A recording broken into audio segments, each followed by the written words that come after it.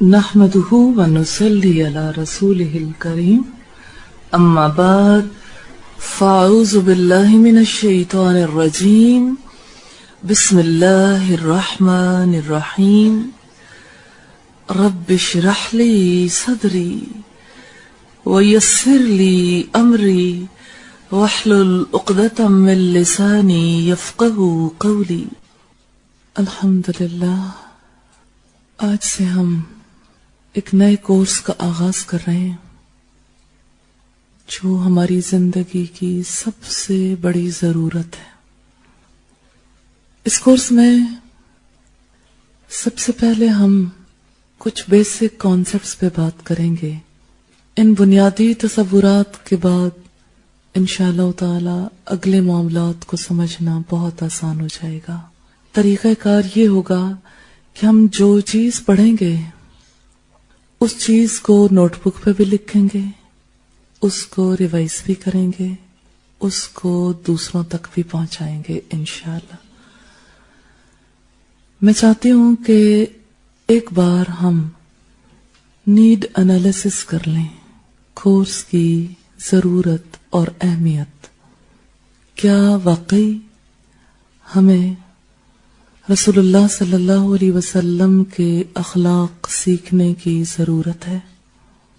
کیا واقعی اچھی صفات کو اپنانا ہمارے لیے ناگزیر ہے؟ ایسا کس نے ضروری قرار دیا؟ اگر ایسا نہیں ہوگا تو پھر کیا ہوگا؟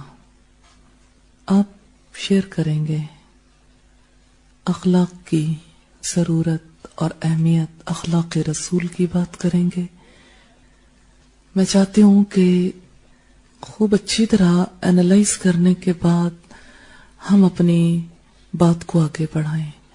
اب تک آپ کے ذہن میں کیا ہے؟ آسوبل ایک ایجوکیشنسٹ ہے، کہتا ہے کہ لرننگ پری کنسیپشنز کے مطابق ہوتی ہے، یعنی جو کچھ انسان پہلے سے ذہن میں رکھ کے بیٹھے وہی چیز انسان کے سیکھنے پر اثر انداز ہوتی. تو ہو سکتا ہے کہ میرے ذہن میں کوئی اور بات ہو، آپ کے ذہن میں کوئی اور بات ہو، ہارمنی نہ ہو سکے. میں کسی اور لیول پر بات کرتی رہوں، آپ اسے کسی اور لیول پہ سمجھتے رہیں. اس لیے ہم پہلے ایک نقطے تک پہنچنے کی کوشش کریں گے. ضرورت. میرا اللہ جس نے مجھے بنایا، جو میرا رب ہے، جو مجھے پالنے والا ہے، اس نے حکم دیا. اس کا حکم ہے لَقَدْ كَانَ لَكُمْ فِي رَسُولِ اللَّهِ أُسْوَةٌ حَسَنَةٌ، کہ نبی کریم صلی اللہ علیہ وسلم کی زندگی میں ہی تمہارا بہترین نمونہ ہے. اگر میں مکارم اخلاق نہیں سیکھوں گی تو اس کا مطلب ہے میں نے اللہ کے حکم کو جھٹلا دیا، پھر میں ایک کافر میں شمار ہوں گی، کافر میں، اور کافر جہنم میں جائے گا، اور میں نہیں جانا چاہتی، اس لیے میں اس کو سیکھنا چاہتی. اللہ رب العزت کا ارشاد ہے قُلْ إِن كُنتُمْ تُحِبُّونَ اللَّهَ فَاتَّبِعُونِي يُحْبِبْكُمُ اللَّهُ. مجھے اللہ کی محبت چاہیے، اور اللہ کی محبت کے لیے میں آپ صلی اللہ علیہ وسلم کی اتباع کرنا چاہتی ہوں. تب اس اتباع کے لیے میں مکارم اخلاق سیکھنا چاہتی ہوں. اچھا، یہ چیزیں بھی نوٹ کرنے والی ہیں. جیسے ہر ایک اپنے اپنے ویوز دے رہا ہے نا، آپ صرف سنیں گے نہیں، بھول جائیں گی باتیں.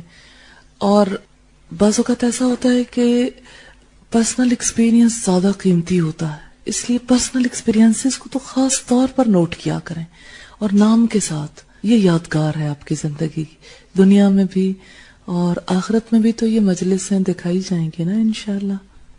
نبی صلی اللہ علیہ وسلم کی اس وقت حدیث مجھے یاد آ رہی ہے کہ نبی صلی اللہ علیہ وسلم کی حدیث کا مفہوم ہے کہ ام سلمہ بہترین اخلاق والے تو جنت لوٹ کے لے گئے.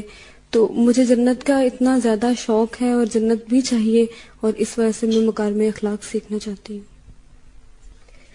ایک بات تو اللہ کا حکم اور رسول اللہ صلی اللہ علیہ وسلم کا حکم ہے، لیکن میں یہ دیکھتی ہوں کہ مجھے اپنی زندگی میں اور پوری سوسائٹی کو زندگی میں ان مکارم اخلاق کی کتنی زیادہ ضرورت ہے. یعنی آج ہم جن اندھیروں میں ہیں، سیدھا راستہ جہنم کا ہے ہم چل رہے ہیں جس کے اوپر. تو اس سے بچنے کے لیے زندگی کے ہر موڑ پہ اور ہر لمحے میں ہمیں گائیڈنس کی بہت زیادہ ضرورت ہے. اور نبی صلی اللہ علیہ وسلم کی زندگی کامل نمونہ ہے ہمارے لیے الحمدللہ. ایمان کی تکمیل کے لیے نبی صلی اللہ علیہ وسلم کے اخلاق کو سیکھنا ہے، کیونکہ نبی صلی اللہ علیہ وسلم نے فرمایا کہ جو احکامات میں لایا ہوں تم میں سے مومن اس وقت تک کوئی نہیں ہو سکتا جب تک میں اسے اس کے والدین اس کی اولاد سے سب سے زیادہ محبوب نہ ہو جاؤں. تو اسی وجہ سے مکارم اخلاق کو سیکھنا ہے کہ نبی صلی اللہ علیہ وسلم کی ذات کے جو اخلاق ہیں وہ جو مجھ سے دور ہیں وہ مطلب میری زندگی میں شامل ہو جائیں اور میرا ایمان جو ہے وہ مکمل ہو جائے. آپ کیوں سیکھنا چاہتے ہیں؟ آپ کے اندر سے ایک بات تو بھر کے آئے گی نا، کو زیادہ فائدہ ہوگا. انوالومنٹ ضروری ہے. سب کچھ کرتے ہوئے ایسا لگتا ہے اپنی زندگی دین کے لیے لگا تو رہے ہیں، لیکن بہت سارے کام ایسے ہیں جہاں پر مجھے فیل ہوتا ہے کہ شاید یہ ٹھیک نہیں ہے. میں اس لیے سیکھنا چاہتی ہوں کہ نبی صلی اللہ علیہ وسلم کے نقش قدم پہ چلتے ہوئے اپنی زندگی کو سنوار سکوں. اللہ تعالیٰ کو رسول اللہ صلی اللہ علیہ وسلم سب سے زیادہ عزیز ہے نا. میں ان کی طرح بننا چاہتی ہوں، ان کی طرح کرنا چاہتی ہوں. قرآن پاک میں ہے نا، قل ان کنتم تحبون اللہ فاتبعونی یحببکم اللہ ویغفر لکم ذنوبکم. میں چاہتی ہوں میرے گناہ بھی معاف ہو جائے اور اللہ مجھ سے سب سے زیادہ پیار کرے لوگوں میں. میں اس لیے مکارم اخلاق سیکھنا چاہتی ہوں کہ میں اللہ کی نظر میں سرخرو ہو جاؤں، کیونکہ اللہ تعالیٰ کہتے ہیں قل ان کنتم تحبون اللہ فاتبعونی یحببکم اللہ ویغفر لکم ذنوبکم. میں اللہ کی محبوب بننا چاہتی ہوں، اس لیے کہ اللہ نے کہا کہ جس نے رسول سے محبت کی اس نے مجھ سے محبت کی، اس لیے مکارم اخلاق سیکھنا چاہتی ہوں. بسم اللہ الرحمن الرحیم. مجھے اللہ کی اور اس کے رسول صلی اللہ علیہ وسلم کی محبت چاہیے اور جنت چاہیے. اس کی طرف قدم بڑھانے کے لیے میں سیکھنا چاہتی ہوں. اللہ تعالیٰ نے سورہ احزاب میں فرمایا اللہ تمہارے اعمالوں کو درست کر دے گا اور تمہارے قصوروں سے درگزر فرمائے گا. جو شخص اللہ اور اس کے رسول کی اطاعت کرے گا اور اسے کامیابی حاصل ہوگی. میں دنیا میں اور آخرت میں کامیابی حاصل کرنا چاہتی ہوں، اس لیے رسول اللہ کے مکارم اخلاق سیکھنا چاہتی ہوں. میں اس لیے سیکھنا چاہتی ہوں کہ میں ایسی بن جاؤں کہ سب سے زیادہ اللہ تعالیٰ مجھ سے محبت کریں. اور جیسے اللہ تعالیٰ کہتے ہیں نا نبی صلی اللہ علیہ وسلم سے کہ ہم آپ کا آسمان پر بار بار اٹھنا دیکھتے ہیں، تو میں جب بھی کوئی بھی کام کروں نا تو میرے دل میں یہ احساس ہو کہ اللہ مجھے دیکھ رہا. اور سب سے زیادہ جس طرح سے اللہ کو نبی صلی اللہ علیہ وسلم سے محبت ہے نا، اللہ تعالیٰ میرے سے محبت کرے اور میں ہر کام اللہ کی محبت میں ہی کروں اللہ سے. رسول اللہ صلی اللہ علیہ وسلم نے فرمایا کہ عائشہ بہترین اخلاق والے تو جنت لوٹ کر لے گئے، لہٰذا میں جنت جانے کے لیے مکارم اخلاق سیکھنا چاہتی. میں نے ایک حدیث پڑھی تھی جب دورہ سنن ابی داؤد ہو رہا تھا، اس کے ہینڈ آؤٹ کے اوپر لکھی ہوئی تھی کہ اللہ کے رسول صلی اللہ علیہ وسلم نے فرمایا کہ جس نے سنت سے محبت کی گویا اس نے مجھ سے محبت کی. اور اللہ کے رسول نے اتنی بڑی اس کے بعد جو خوشخبری دی ہے کہ وہ لوگ جنت میں میرے ساتھ ہوں گے. جنت تو ہم چاہتے ہی ہیں، لیکن اس میں جو چیز مجھے سب سے زیادہ اٹریکٹ کرنے لگی تھی وہ یہ تھی کہ جنت میں پھر رسول اللہ کو بھی دیکھ سکیں گے اور ان کی محفل وہاں اٹینڈ کر سکیں گے. مجھے بچپن میں بہت زیادہ بعض اوقات ایسے افسوس سا بھی ہوتا تھا اور اب بھی کہ میں سوچا کرتی تھی کاش میں اس وقت پیدا ہوتی جب رسول اللہ صلی اللہ علیہ وسلم موجود تھے، تو شاید میں اس وقت ان کو دیکھتی، میں ان سے سیکھ سکتی، تو میں اللہ کے قریب ہو سکتی، میرا ایمان زیادہ بہتر ہوتا. لیکن جب ہم نے حدیث کو پڑھا تب یہ چیز سامنے آئی کہ اگر رسول اللہ کی صحبت اس وقت یوں موجود نہیں ہے لیکن کلام کی صحبت موجود ہے، اور جتنا زیادہ ہم ان کے فٹ سٹیپس کو فالو کر سکیں گے، جتنا زیادہ ہمارے قدم ان کے قدموں کے پیچھے ہوں گے، اتنا زیادہ ہم جنت میں اللہ کے قریب بھی ہو سکیں گے اور اللہ کے رسول صلی اللہ علیہ وسلم کے قریب بھی ہو سکیں گے.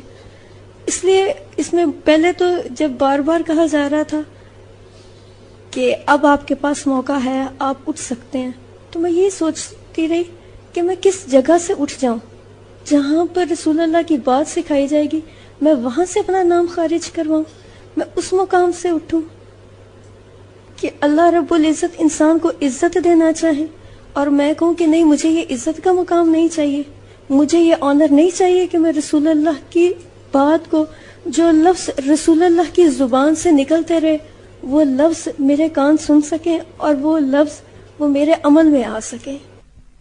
اس لیے جب بار بار کہا گیا تو اب میری کمٹمنٹ بھی زیادہ اسٹرانگ ہوئی کہ نہیں انشاءاللہ تعالی جس رب نے یہاں آنے کا موقع دیا مجھے وہ رب آئندہ بھی مجھے ثابت قدم رکھے گا. میں بار بار یہی پڑھتی تھی حسبی اللہ لا الہ الا ہوا علیہ توکلت وہو رب العرش العظیم. مجھے ایسا لگتا ہے کہ جب تک میں مکارم اخلاق نہیں سیکھ سکوں گی تب تک جو میری زندگی کا مقصد ہے نا میں اس کو اچیو نہیں کر سکوں گی. جس طرح نبی صلی اللہ علیہ وآلہ وسلم تھے، ان کے اخلاق اچھے تھے تبھی انہوں نے اپنی جو ان کا مقصد تھا نا ٹیچر تھے تو اس میں وہ کامیاب ہوئے تھے کہ زیادہ سے زیادہ لوگوں کو انہیں دعوت دی تو وہ کامیاب ہو گئے تھے اپنے مقصد کو اچیو کرنے میں. یہی میرا مقصد ہے. مجھے بہت پہلے اتنا شوق تھا کہ مجھے بھی نبی صلی اللہ علیہ وسلم سے اتنی محبت ہو جائے، لیکن پتہ نہیں تھا. میڈم ہمیشہ کہتی تھی اسی کے ساتھ محبت ہو سکتی ہے جس کے بارے میں ہم جانتے ہوں. تو جب سیرت کے بارے میں پڑھنا شروع کیا تب دل میں بہت نبی صلی اللہ علیہ وسلم کے بارے میں محبت فیل کی، اللہ تعالیٰ کے بارے میں جانا تو ان سے اللہ تعالیٰ سے محبت ہوئی. تو اب اور زیادہ دل کرتا ہے کہ ہم لوگ نبی صلی اللہ علیہ وسلم کے بارے میں جانیں تاکہ اللہ تعالیٰ کے بھی پسندیدہ ہو جائیں. اور مجھے یہ حدیث بہت اچھی لگتی ہے، حسن اخلاق والے جنت کی بہاریں لوٹ کے لے گئے.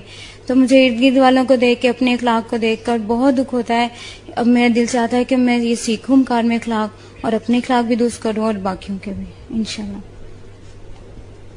پچھلے دنوں محسن انسانیت پڑھنے کا اتفاق ہوا تو مجھے بہت زیادہ فیل ہوا کہ قرآن پاک ہم نے پڑھ لیا ہے، سیکھ لیا ہے، لیکن عمل بہت کم ہے.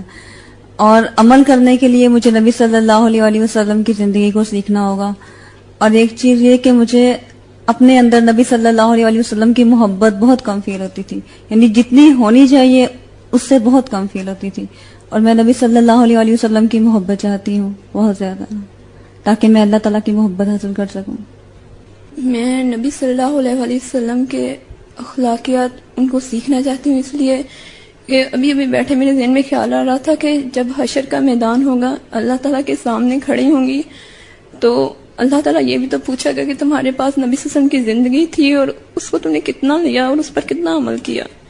تو الحمدللہ نیت کرنے کا اور اپنے آپ کا کمٹمنٹ ہونے کا موقع بھی ملا. بس اب چلنا ہے تو بس اللہ تعالیٰ سے دعا اللہ تعالیٰ مجھے انگلی پکڑ کے چلنا سکھا دے اور نبی صلی اللہ علیہ وسلم کی سیرت کے مطابق. میں نے آج سے 2 سال پہلے تقریباً ایک خواب دیکھا تھا کہ بہت سارے لوگ اکٹھے ہوئے ہیں، اتنی بے حیائی اور اتنی گندگی ہے اور میں اس کے درمیان اللہ علیہ وسلم آتے ہیں، تشریف لاتے ہیں اور اتنا شور شرابہ ہوتا ہے لیکن ایک دم سے اتنی خاموشی ہو جاتی ہے، سب ان کی طرف دیکھنے لگ جاتے ہیں نا اور میں اتنی زیادہ خوش ہوتی ہوں. پھر وہ آگے آگے چلتی ہے اور میں ان کے پیچھے پیچھے چلنے لگ جاتی. جب میں النور میں آئی تو مجھے فیل ہوا کہ واقعی میں ان کے پیچھے چل پڑی ہوں ان کی اطاعت اور ان کی پیروی کے لیے، لیکن مجھے آج صحیح معنوں میں لگ رہا ہے کہ میں ان کے پیچھے چل رہی ہوں. وہ ایک حدیث ہے نا جس میں تھا کہ ایک شخص آئے گا اتنی ساری نیکیاں لے کر آئے گا لیکن کسی کا اس نے حق مارا ہوگا، کسی کو گالی دی ہوگی، کسی کی غیبت کی ہوگی. تو مجھے یہ ہے کہ میں دوسری عبادات تو کرتی جاؤں لیکن جو اخلاق میرے اتنے برے ہوں اور اسی کی وجہ سے میں جنت میں نہ جا سکوں. میں جنت جانے کے لیے اخلاق سیکھنا چاہتی ہوں نبی صلی اللہ علیہ وسلم. پوچھنے سے ڈسکس کرنے سے پتا چلا کہ مائنڈ کلیئر نہیں ہے. جہاں پر مائنڈ کی سیٹنگ ہونی چاہیے تھی نا وہاں سیٹنگ نہیں ہے، اور اگر صحیح سیٹنگ کے ساتھ نہیں چلیں گے تو بہت تھوڑے دن فائدہ ہوگا، پھر کام ختم ہو جائے گا.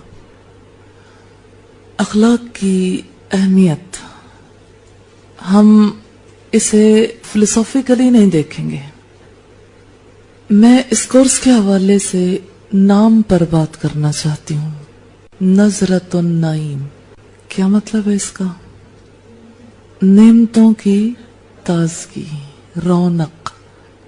آیت آپ کے سامنے رکھنا چاہتی ہوں قرآن حکیم سے، اس سے سمجھنا ایزی ہو جائے گا انشاءاللہ. اچھی مائنڈ سیٹنگ ہوگی. رب العزت نے فرمایا یہ سورہ المطففین ہے اور اس کی آیات ہیں 22 سے 24 تک. بسم اللہ الرحمن الرحیم. ان الابرار لفی نعیم علی الارائک ينظرون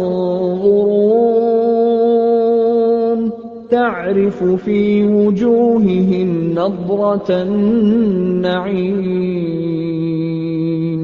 इन्नल अबरार लफी नाईम, यकीनन नेक लोग बड़े मजे में होंगे, ऊंची मसनदों पर बैठे नजारे कर रहे होंगे। तारिफु फी वुजूहिहिम नज़रतन नाईम, उनके चेहरों पर तुम खुशहाली की रौनक महसूस करोगे। तर्जमा क्लियर नहीं है। तारिफु रूट इसका क्या है? ऐन रा फा। इसके मीनिंग्स क्या होते हैं? पहचान, मारिफत, पहचान को कहते हैं। जन्नती लोगों की पहचान किस चीज से होगी? तारिफु, आप पहचानोगे। कोई भी एक जन्नती को पहचानना चाहेगा तो पहचानेगा किससे? न आंख से, न नाक से, न लिप्स से, न चेहरे की शेप से, न कद बुत से, न कम्प्लेक्शन से, कोई चीज नहीं। तारिफु, आप पहचानोगे। जन्नत तो ऐसी दुनिया है जहां पैमाने मुख्तलिफ हो जाएंगे।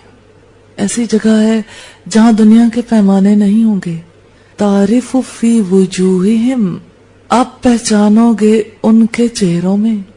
चेहरा बनेगा, जैसे अब आपका चेहरा है ना, ऐसे ही आखिरत में हम सबका एक चेहरा होगा। वो चेहरा कैसा होगा? हम मट्टी से बने हैं ना, मादे से। हमारे जहन में एक मादी शक्ल हमेशा रहती है और ये शक्ल अल्लाह ने दुनिया में बनाकर भेजी है। देखें, खल्क अल्लाह की है और खुल्क इंसान का। खल्क की वजह से दुनिया मिली, खुल्क की वजह से जन्नत मिलेगी। सूरह मोमिनून के हवाले से एक बात वाज़ेह करते हुए आगे चलूंगी, इंसान की पैदाइश के हवाले से। वलक़द खलक़नल इंसाना मिन सुलालतिम मिन तीन, हमने इंसान को मट्टी के सत से बनाया। सुम्मा जअलनाहु नुत्फ़तन फी क़रारिम मकीन, फिर उसे एक महफूज जगह टपकी हुई बूंद में तब्दील किया। सुम्मा खलक़नन नुत्फ़त अलक़तन फ़खलक़नल अलक़त मुज़ग़तन फ़खलक़नल मुज़ग़त इज़ामन फ़कसवनल इज़ाम लहमा सुम्मा अंशअनाहु खल्क़न आख़र फ़तबारकल्लाहु अहसनुल ख़ालिक़ीन। फिर इस बूंद को लोथड़े की शक्ल दी, फिर लोथड़े को बोटी बना दिया, फिर बोटी की हड्डियां बना दी, फिर हड्डियों पर गोश्त चढ़ाया, फिर इसे एक दूसरी ही मखलूक बनाकर खड़ा किया। फिर बड़ा ही बाबरकत है अल्लाह, सब कारीगरों से अच्छा कारीगर। सुम्मा इन्नकुम बाद ज़ालिका लमय्यतून, फिर इसके बाद तुमको जरूर मरना है। सुम्मा इन्नकुम यौमल क़ियामति तुबासून, फिर क़यामत के रोज यकीनन तुम उठाए जाओगे। हम खल्क की स्टेजेस देखेंगे, फिर खुल्क की स्टेजेस देखेंगे। खल्क रब की जानिब से और खुल्क इंसान की जानिब से। खल्क के लिए जो कुछ किया रब ने इस दुनिया में रहने के लिए, मट्टी पहली स्टेज है। आयत के नंबर नोट कर लीजिएगा। ये सूरह अल मोमिनून है, आयत नंबर 12 से 16 तक इस वक्त मैंने आपके सामने रखी है। अच्छा, आप इसे यूं लिखेंगे ऊपर से नीचे फ्लो चार्ट की फॉर्म में, यूं। फिर हम कंपैरेटिवली देखेंगे खुल्क की बात को, फिर माइंड सेटिंग होगी इंशाल्लाह। खल्क के लिए देखिएगा मट्टी के साथ से, मट्टी नुत्फा, नुत्फे के बाद अलका, अलका कहते हैं जमे हुए खून को। फिर है गोश्त की बोटी, इस बोटी की कोई शक्ल नहीं थी। अब एक एक चीज यूं ऊपर से नीचे लिखते जाएं। फिर हड्डियां, फिर हड्डियों पर गोश्त, फिर ये शक्ल मिली, फिर ये वजूद मिला। ये इंसान की तख्लीक है, कैसे इंसान बना। बुनियादी मादा पता लग गया ना, क्या है बुनियादी मादा? मट्टी। ठीक है, ये बात क्लियर रहेगी। अब मुझे स्टेजेस बताएंगे कौन कौन सी हैं? हाँ जी बोले। मट्टी,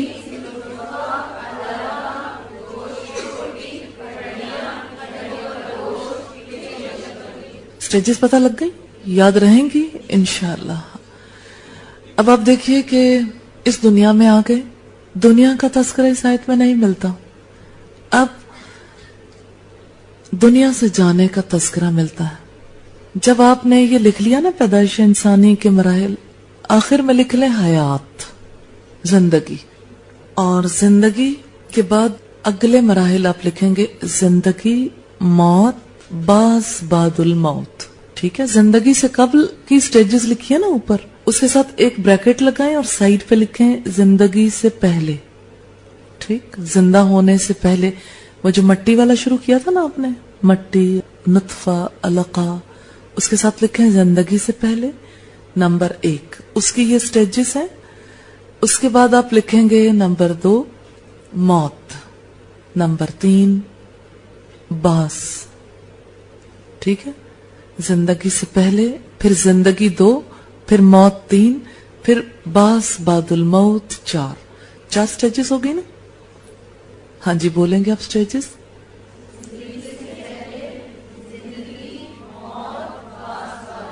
चार स्टेजेस हैं। ठीक, इनमें से कोई बात ऐसी हो जिस पर यकीन ना आता हो। इस बात पर यकीन है कि कभी हम नहीं थे, यकीन है हल अल इंसान हीन मिन अद्दहरी लम यकुन शय्यन मज़कूरा, क्या अलामत नहीं जमाने में इंसान पर कभी ऐसा वक्त गुजरा है जब वो कोई काबिल जिक्र चीज नहीं था। क्या था, क्या था? फिर मट्टी, मट्टी से बने ना। फिर अगली स्टेजेस शुरू हुई, और अब जो शुरू हो गया ना सिलसिला, ये कभी खत्म होने वाला नहीं है। मौत से मट्टी को मौत आएगी, लेकिन मौत से रूह को मौत नहीं आएगी। ठीक, खल्क जो अल्लाह ने बनाई ना, यानी ये जो जिस्म बनाया, इसकी मौत आएगी। बास जब होगा तो उस वक्त मट्टी को दोबारा उठाया जाएगा, लेकिन रूह को कभी मौत नहीं आनी। फिर रूह के साथ क्या मामला होने वाला है? रूह मौत के वक्त कहां जाएगी? अल्लाह के कब्जे में। पढ़ा इसे कि अल्लाह ताला जान को कब्ज कर लेंगे।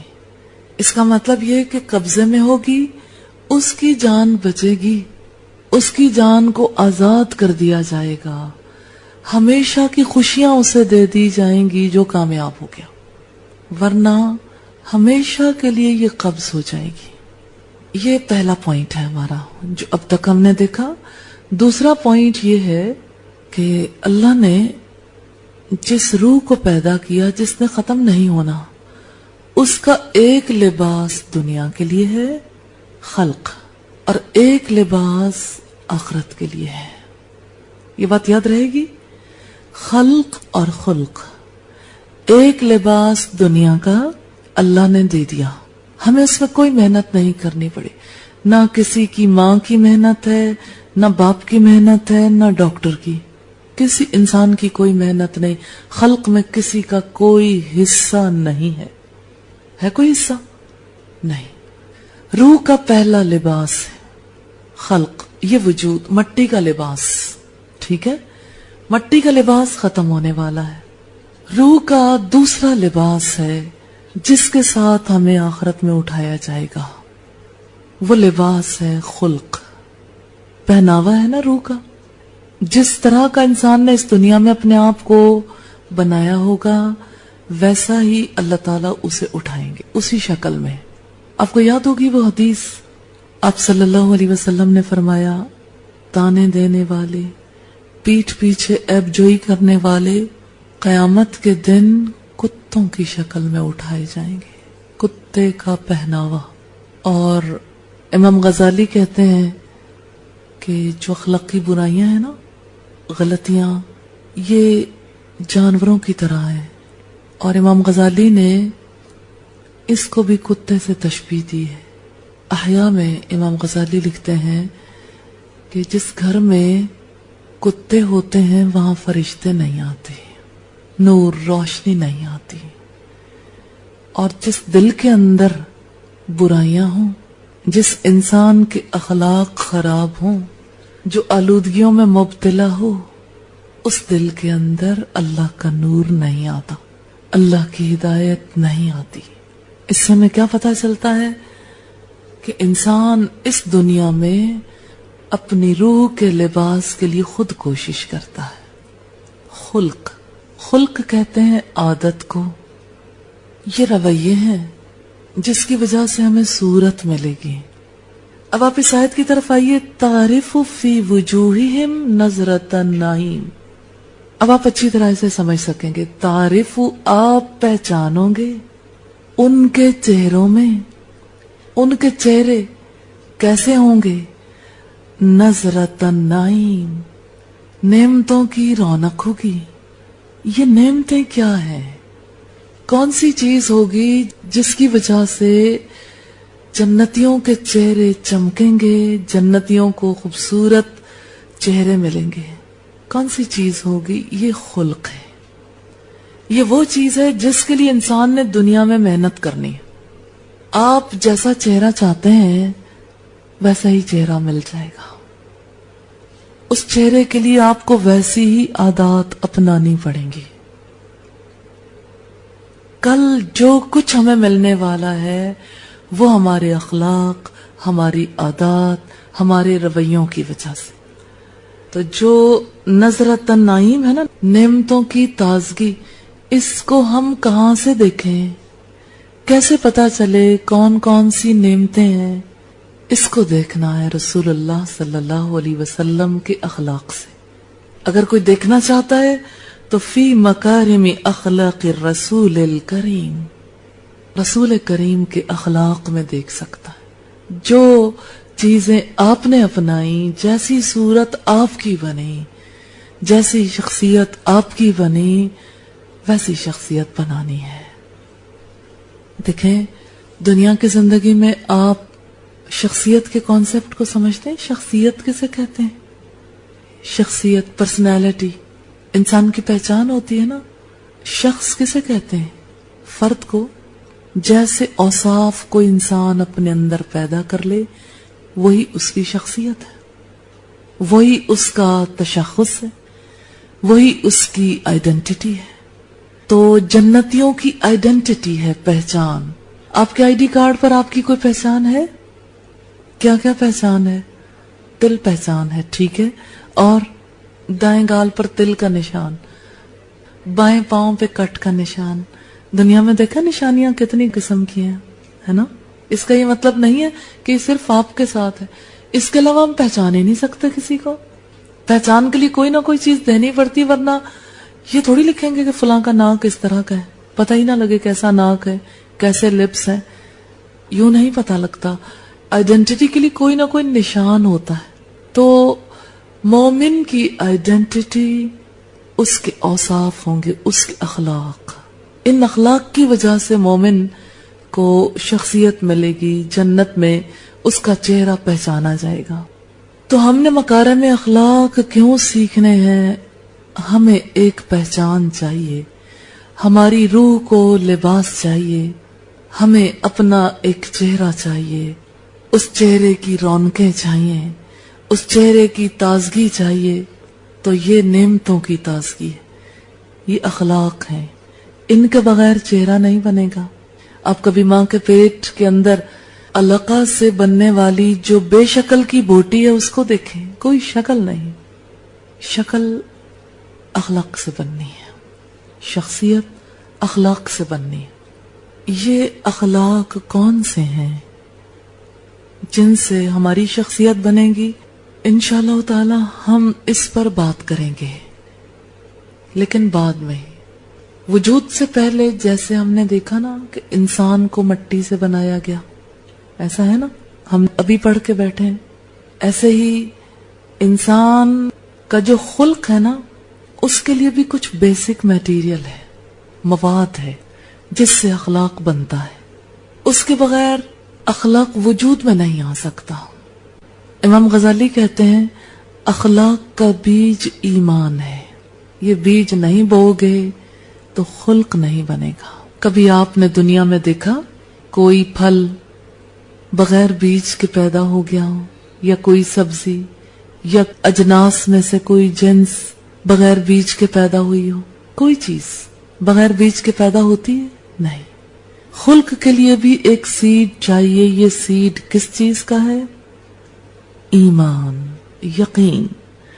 کچھ حقائق کو سمجھنا پڑے گا، کچھ چیزیں ذہن میں بٹھانی پڑیں گی، جس کے بعد اخلاق کا معاملہ درست ہو سکتا ہے. یہ کون سے حقائق ہیں جو ہم اپنے ذہن میں بٹھائیں گے؟ اس میں سب سے پہلے ہمیں تخلیق کرنے والے کی ذات ہے. خالق. ہمارا خالق کون ہے؟ جس نے ہمیں یہ جسم کا پہناوا دیا وہ کون ہے؟ وہ کیسا ہے؟ تو وہ اللہ ہے، ایک ہے. اس جیسی صفات کسی کی نہیں. اس نے مجھے بھی پیدا کیا، ساری مخلوقات کو پیدا کیا. اس نے زمین اور آسمان کو پیدا کیا. وہ کیسا ہے؟ وہ نور ہے. اللہ نور السماوات والارض. اللہ زمین اور آسمان کا نور ہے، زمین اور آسمان کی روشنی ہے. تو ہمارا پھر تعلق کس سے ہے؟ ہم مخلوق ہیں، وہ ہمارا خالق. اور ہم کی بجائے اب ہم کیا صیغہ یوز کریں گے؟ کیا لفظ؟ میں مٹی سے بنی، میرا خالق نور ہے، میرا خالق اللہ ہے. اللہ نے مجھے اپنے ہاتھوں سے بنایا، لیکن وہ مجھے حکم دیتا ہے کہ میں اپنے اخلاق کے لیے خود کوشش کروں. ایک اللہ کو کہاں سے پہچانے؟ ایٹم سے پہچان لیں. ایٹم سے کیسے پہچانیں گے؟ اس کا سسٹم بتاتا ہے. بیچ میں ایک نیوکلیس، ارد گرد الیکٹرانز.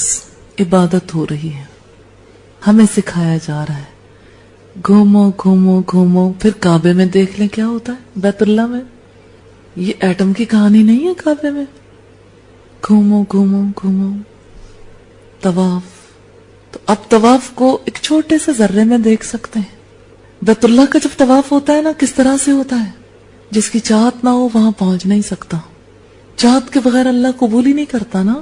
چاہت کے ساتھ وہاں پہنچتے ہیں اور دل اس گھر والے کے ساتھ اٹک جاتا ہے.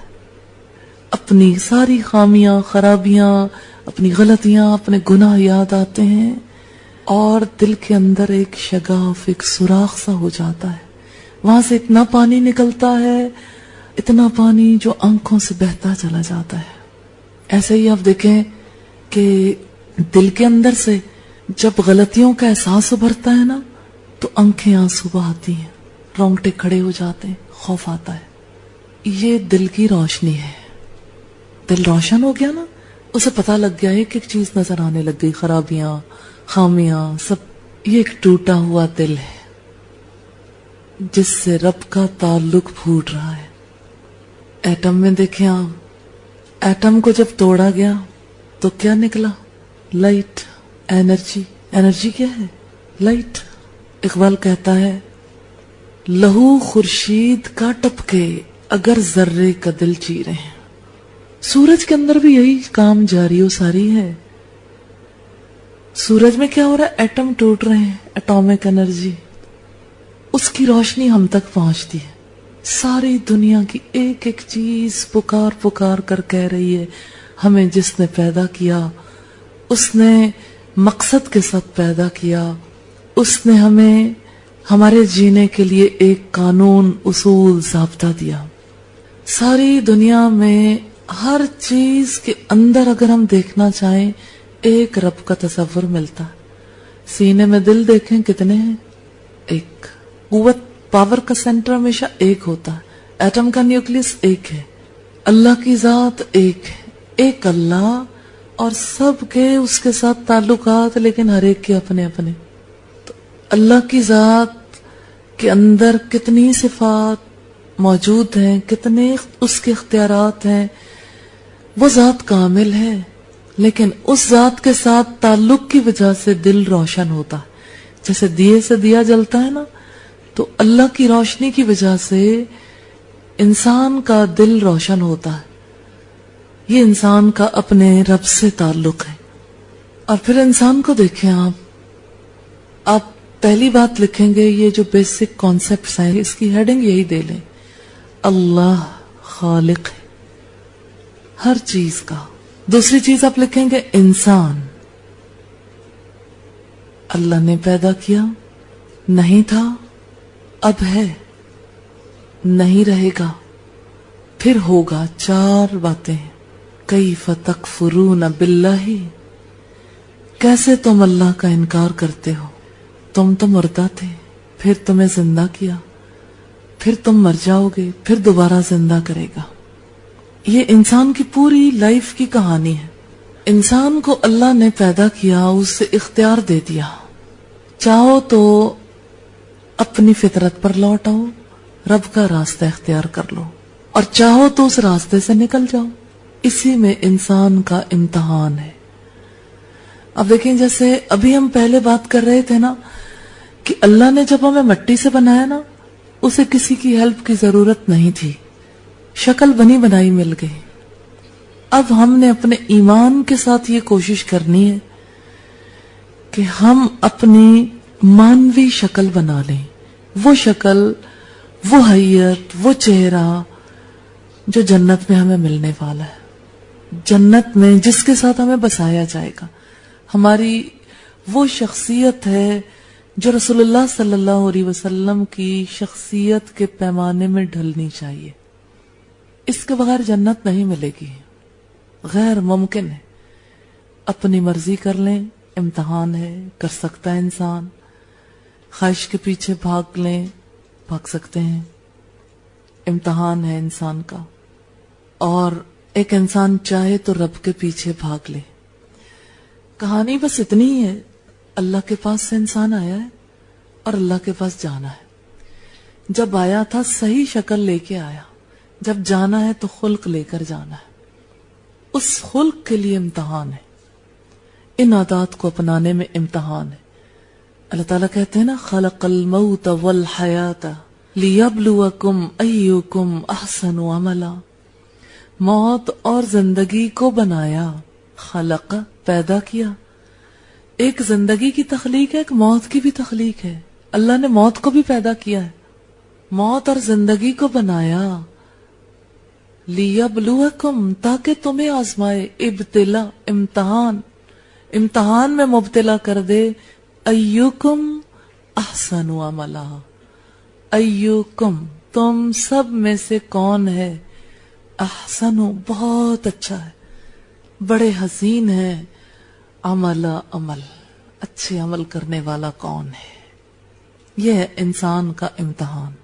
تو انسان نے اس دنیا میں کیا کرنا ہے؟ امتحان میں کامیابی حاصل کرنی. ٹیسٹ ہے، ٹیسٹنگ فیز میں ہے. اب آپ دیکھیں کہ بیرونی ڈھانچہ بنا ہوا ہو نا، ڈھانچے کے اندر اگر اس کی اصل روح موجود نہیں ہے تو ڈھانچہ کام نہیں آتا. ایک بچہ، پوری شکل و صورت والا بچہ ماں کے پیٹ سے جنم لیتا ہے، اس کا جسم کامل ہے لیکن اس کے اندر روح نہیں ہے. پھر اس کا کیا کرتے ہیں؟ وہ کیا رہ گیا؟ بچہ کیا رہ گیا؟ مٹی. پھر اس کو مٹی کے حوالے کر دیتے ہیں. ایسے ہی انسان ہے، وقت تو ملا ہوا ہے زندگی کا. اگر اپنے آپ کو ہم نے جنت کے قابل نہ بنایا، مٹی میں جانے کے بعد جب اٹھائے جائیں گے تو پھر اپنی عادات، اپنے رویوں کی وجہ سے آگ کے حوالے کر دیے جائیں گے. اس آگ سے بچنے میں امتحان ہے. اللہ تعالیٰ کی یہ رحمت ہے. یہ تیسرا پوائنٹ ہے کہ اللہ نے خلق کے لیے، دنیا میں اچھے اعمال کو اپنانے کے لیے ہمیں صرف ہماری عقل پر نہیں چھوڑ دیا، وہی بھیجی. وہی دیکھیے، پہلے اللہ ہے، انسان، اور تیسری بات کیا آ گئی؟ وہی. اللہ نے وہی بھیجی ہے انبیاء پر، اور سارے انبیاء کے بعد یہ وہی کس کے پاس آئی؟ محمد رسول اللہ صلی اللہ علیہ وسلم کے پاس، قرآن کی فارم میں. وہی مطلوع تلاوت کرتے ہیں، اور وہی غیر مطلوع تلاوت نہیں کرتے، اللہ کے رسول صلی اللہ علیہ وسلم کی سنت. تو انسان کے لیے ناگزیر چیز کیا ہے؟ اب جو ہماری اصل شکل بننی ہے نا جنت جانے کے لیے، اس کا بیسک میٹیریل ہے وہی کلام. مٹی بمقابلہ کلام، کلام اللہ اور کلام رسول صلی اللہ علیہ وسلم اور حیات رسول صلی اللہ علیہ وسلم، وہ بھی آج کلام کی صورت میں ہے نا ہمارے پاس. تو آپ نے جہاں لکھا تھا نا انسان کی پیدائش کے مراحل، اس کے پیرالل لکھیں. خلق کے مراحل لکھیں نا، اب خلق کے مراحل پیرالل لکھیں گے، یعنی آمنے سامنے. میں نے آپ کو فلو چارٹ بنوایا تھا نا، اب اس کے ساتھ دوسری طرف لکھیں گے. وہاں بیسک میٹیریل تھا مٹی، یہاں بیسک میٹیریل کیا ہے؟ کلام. مٹی اور کلام، قرآن اور سیرت سنت، ٹھیک ہے، دونوں کلامی کی فارم میں ہمارے پاس. آپ کو آج عجیب لگ رہا ہے کہ ہمیں تو جنت جانے کے لیے، اپنے وجود کے لیے، اپنی شکل کے لیے کلام چاہیے. ہم تو بے شکل کے رہ جائیں گے، اور بے شکل کا کوئی فرد جنت نہیں جائے گا. ہمارا کوئی روحانی وجود ہی نہیں ہوگا تو جنت کیسے جائیں گے؟ مانوی وجود نہیں ہوگا، جنت کیسے جائیں گے؟ تو بیسک میٹیریل پرووائڈ کرنا یہ ہماری ذمہ داری ہے. یہ کلیئر ہو گیا؟ اچھا، اب آپ دیکھیے کہ انسان کا امتحان ہے. اللہ نے کلام بھیج دیا اور اللہ نے بتا دیا دیکھو جیسے مٹی کا انجام ہے نا، ایسے ہی کلام کا بھی انجام ہے. دیکھیں دو محبتیں ہمارے اندر رہتی ہیں، یا مٹی کی محبت. مٹی کی محبت کس چیز کی محبت ہے؟ دنیا کی. حب دنیا، حب مال، مٹی کی محبت ہے. یا دوسری طرف کیا ہے؟ حب الہی، جس نے کلام بھیجا اس کی محبت ہے. کشمکش ہے، کھینچا تانی ہے، رسا کشی ہے مادیت اور روحانیت میں. مٹی اپنی طرف کھینچتی ہے اور اللہ اپنی طرف بلاتا ہے. پھر اللہ بلاتا ہے تو کیا دکھاتا ہے؟ سلامتی کا راستہ. دارالسلام جنت کا نام ہے کہ دیکھو یہ کلام تمہیں کہاں تک لے جائے گا؟ دارالسلام تک، سلامتی کے گھر تک. تو یہ جو علم وحی ہے نا، یہ ہماری بنیادی ضرورت ہے. اس کے ساتھ ہماری شخصیت بنے گی، اس شخصیت کو جنت میں بسایا جائے گا.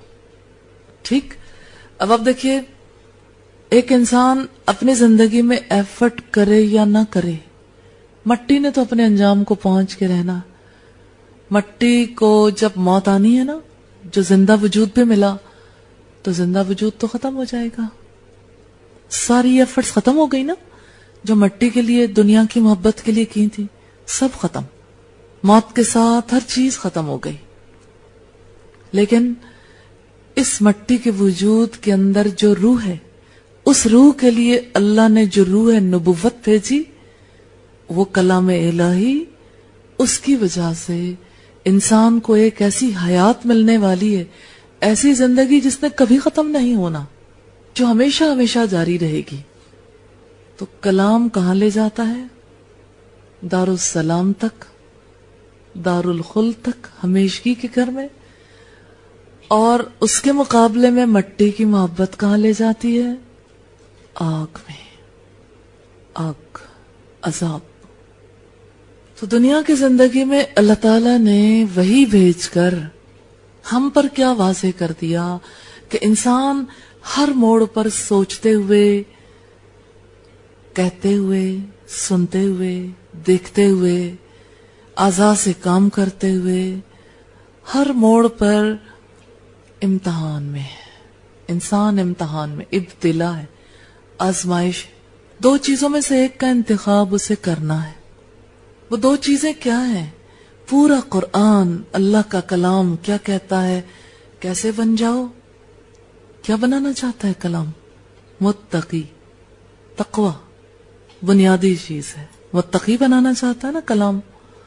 اور اگر کلام کی بجائے انسان دنیا کی محبت میں مبتلا ہو جائے تو ایسی صورت میں ایک انسان کس رویے کو اپنانے والا ہے؟ کہاں تک پہنچ سکتا ہے؟ میکسیمم فجور تک. دیکھیں، فسق ہے، معصیت ہے، فجور ہے. اللہ کی نافرمانی کا سب سے بلند درجہ، سب سے گرا ہوا انسان وہ ہے جو فاجر ہے. اخلاق کی جب بات آئے گی نا، یہ دو چیزیں ذہن میں رکھیں، تقوی اور فجور. ہر سوچ یا تقوی تک لے جائے گی یا فجور تک. تقوی انسان کے اندر کیسے پیدا ہوتا ہے؟ تقوی اللہ کا خوف ہے اور فجور اللہ سے بے خوفی ہے. بنیاد تو اس کی یہی ہے نا، اللہ سے بے خوفی. یہ چوتھا پوائنٹ ہے جو اس وقت ہم ڈسکس کر رہے ہیں، تقوی یا فجور. یہ رویہ ہے نا، یہاں تک ہم مان پہنچے. اللہ کا خوف یا اللہ سے بے خوفی. تو دیکھیں اللہ کا خوف کس طرح سے ایک انسان کے اندر پیدا ہوتا ہے؟ نیت سے، ارادے سے، ارادے کے بغیر نہیں. حسن نیت، خیر کا ارادہ. اور اللہ سے بے خوفی کیسے پیدا ہوتی ہے؟ یہ بات بڑی خاص ہے. تقوی کے نیچے یہ فلو چارٹ کی فارم میں تھوڑا سا لکھیے. تقوی، حسن نیت، خیر کا ارادہ. فجور دوسری طرف لکھ لیں، فجور بری نیت، برا ارادہ، برائی کا ارادہ. چار باتیں سمجھ آ گئی؟ ہاں جی. کیا بنیادیں ہیں؟ اخلاق کی بنیاد کیا ہے؟ ایمان. ایمان بنیاد ہے. ایمان کے لیے کلام کی ضرورت ہے. کلام سے تقوی پیدا ہو سکتا ہے. ٹھیک ہے. اب آپ دیکھیے کہ ایک طرف تو ایک انسان کے لیے اللہ تعالیٰ نے انتظام کر دیا، اللہ نے عقل عطا کی، اللہ نے اچھائی برائی کی شناخت پیدائشی طور پر دے دی. فَأَلْهَمَهَا فُجُورَهَا وَتَقْوَاهَا. دو ہی چیزیں ملتی ہیں نا. اللہ نے انسان کو اس کا تقوی اور اس کا فجور دونوں الہام کر دی ہیں. اس کے لیے بہتر کیا ہے، اس کے لیے خراب کیا ہے، اس کے لیے اچھا کیا ہے، برا کیا ہے، اللہ نے اس کو الہام کر دیا.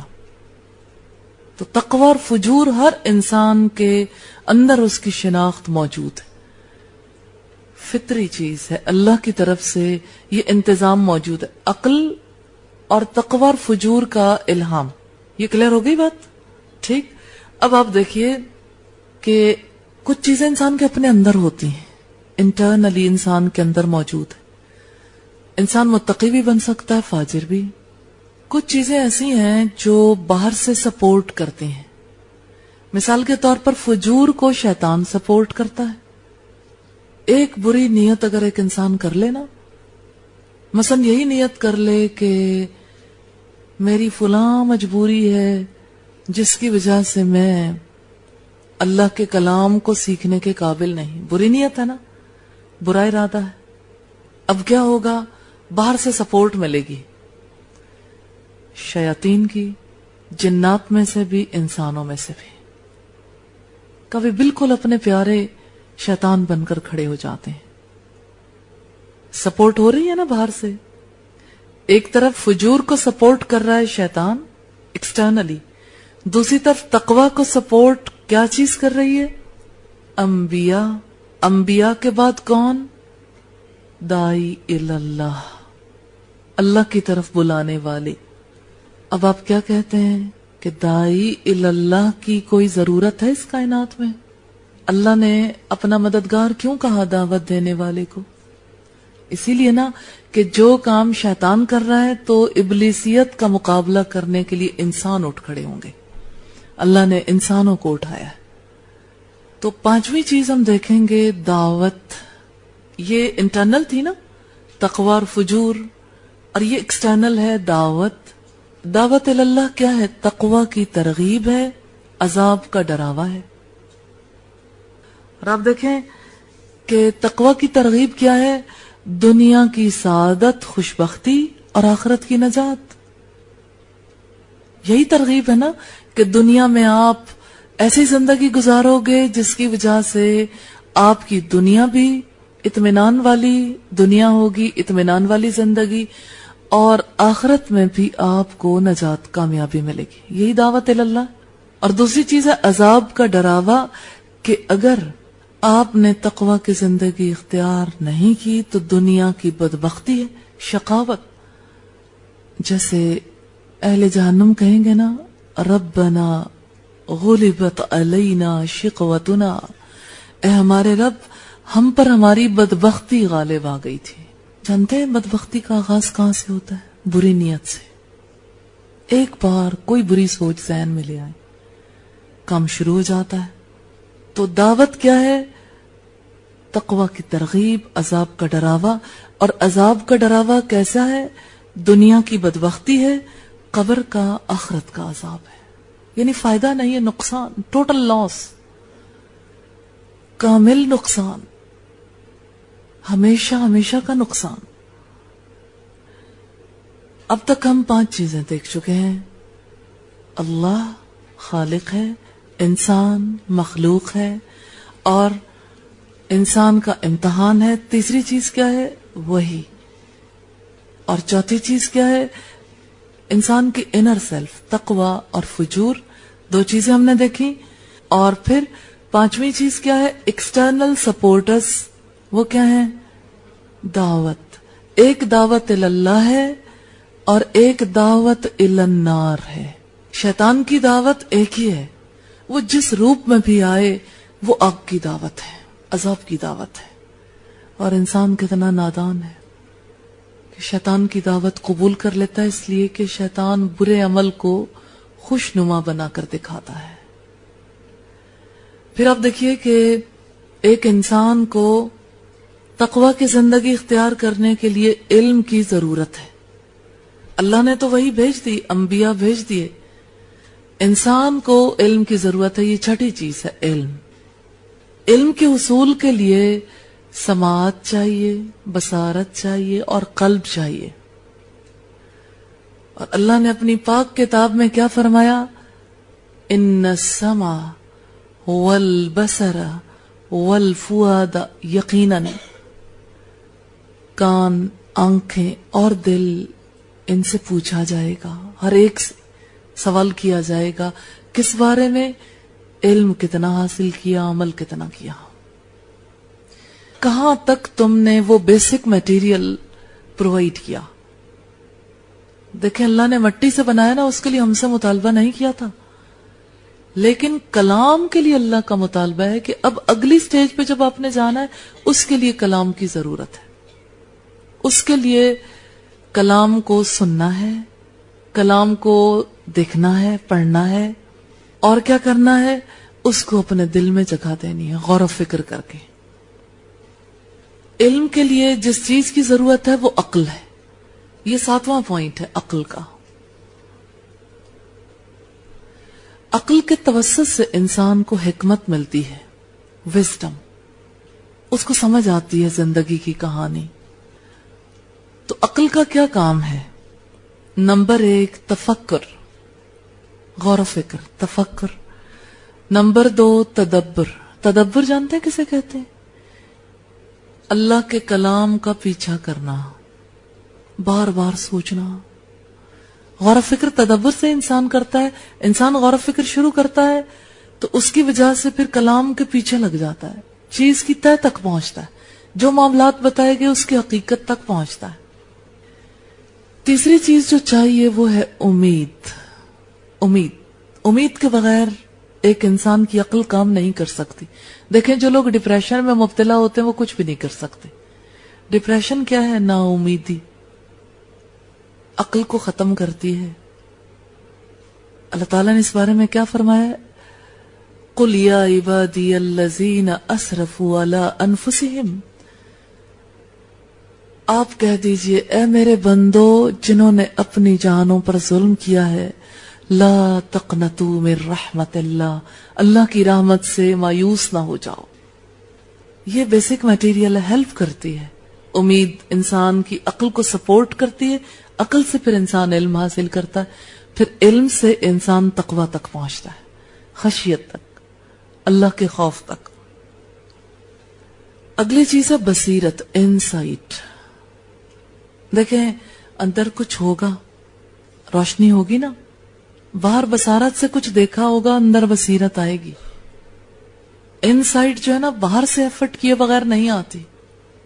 بصیرت اندر کی ایک ایفرٹ ہے. اللہ کی طرف سے ایک انسان کے لیے یہ بہت بڑا تحفہ ہے کہ ایک انسان اشیاء کی حقیقت, ماہیت کو سمجھنا شروع کر دے.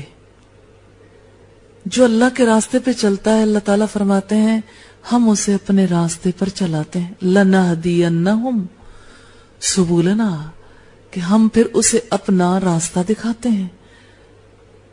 تو یہ راستہ کہاں سے دکھتا ہے؟ بصیرت سے، انسائٹ. اندر اللہ ایک فرقان رکھ دیتا ہے، کسوٹی، رائٹ اینڈ رانگ کے لیے کسوٹی اللہ دے دیتا. پانچویں چیز ہے بیداری. بیداری کیا ہوتی ہے؟ دل کا جاگ جانا. عقل تب کام کرتی ہے جب دل جاگ جائے. بیداری کے مقابلے میں عقل کو ختم کرنے والی کیا چیز ہے؟ غفلت. تو اب دیکھیے، تفکر سے، تدبر سے، امید سے، بصیرت سے ایک انسان کا دل بیدار ہو جاتا ہے. اچھا، ایک بڑی خوبصورت بات کہنا چاہتی ہوں. اللہ کے رسول صلی اللہ علیہ وسلم نے فرمایا میری آنکھیں سوتی ہیں مگر دل جاگتا ہے. یہ دل کیسے جاگتا ہے؟ تعلق سے، تفکر سے، تدبر سے، اللہ کی ذات کے تعلق سے، اپنے انجام کی فکر سے، اسے سامنے رکھنے سے. اور اگلی چیز ہے اعتبار، کانفیڈنس. عقل انسان کو توکل سکھاتی ہے، بھروسہ. یہ بے حد ضروری ہے. اس کے بغیر ایک انسان اسلام قبول کر ہی نہیں سکتا. اب آپ دیکھیے کہ یہ 6 چیزیں ہیں جو انسان کو حکمت عطا کرتی ہیں. اور اللہ تعالیٰ کہتے ہیں وَمَن يُؤْتَ الْحِكْمَةَ فَقَدْ أُوتِيَ خَيْرًا كَثِيرًا. جس کو حکمت دی گئی اسے خیر کثیر عطا کیا گیا، بہترین بھلائیاں. اور بہترین بھلائی کیا ہے؟ خلق. ایک انسان اچھی عادت حکمت سے اپناتا ہے، اس کو سمجھ آ جاتی ہے کہ یہی میری سب سے بڑی ضرورت ہے. 8ویں چیز ہے عقل کے استعمال کے ساتھ 8ویں چیز آتی ہے الاسلام. اسلام. اسلام کیا ہے؟ اندر کی تبدیلی کا نام ہے کہ ایک انسان اپنے سارے معاملات، اپنا سب کچھ اللہ کے حوالے کر دے. قل ان صلاتي ونسكي ومحياي ومماتي لله رب العالمین. کہہ دیجئے یقیناً میری نماز، میرے مراسم عبودیت، میری قربانیاں، میرا جینا، میرا مرنا سب اللہ رب العالمین کے لیے ہے. پھر کیا پتا چلا؟ اسلام کس چیز کا نام ہے؟ سپردگی، حوالگی. کہ ایک انسان اپنے مال پر اپنا نہیں رب کا حق سمجھ لے، اپنی صلاحیتوں پر اپنا نہیں رب کا حق، قوتوں پر اپنا نہیں رب کا حق. پھر فیصلہ کسی اور سے نہیں لینا، فیصلہ پھر اللہ سے. جہاں بھی فیصلہ کن موڑ آئے تو حضرت ابراہیم علیہ السلام کو یاد کر لینا چاہیے. انی ذاہب الی ربی، میں اپنے رب کی طرف جاتا ہوں. اللہ کی طرف انسان کیسے جا سکتا ہے؟ عقل سے، شعور سے.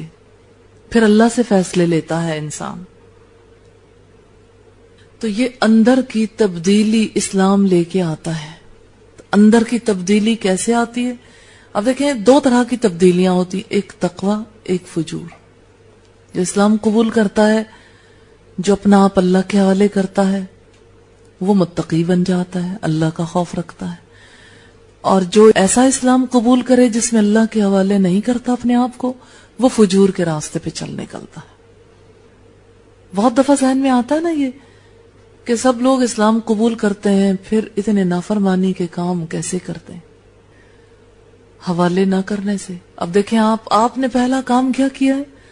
سپردگی کیا ہے نا. الحمدللہ اس کورس کو جوائن کرتے ہوئے اگر سپردگی نہ ہوتی تو کیا ہوتا؟ پھر آپ یہ سب کچھ نہ سیکھ سکتے. پھر آپ کس راستے پہ چلتے؟ فجور کے. ایک تقوی کا راستہ ہے، ایک فجور کا راستہ ہے. 9واں پوائنٹ ہے دین. اسلام قبول کرنے کے بعد انسان دین کے راستے پہ آتا ہے.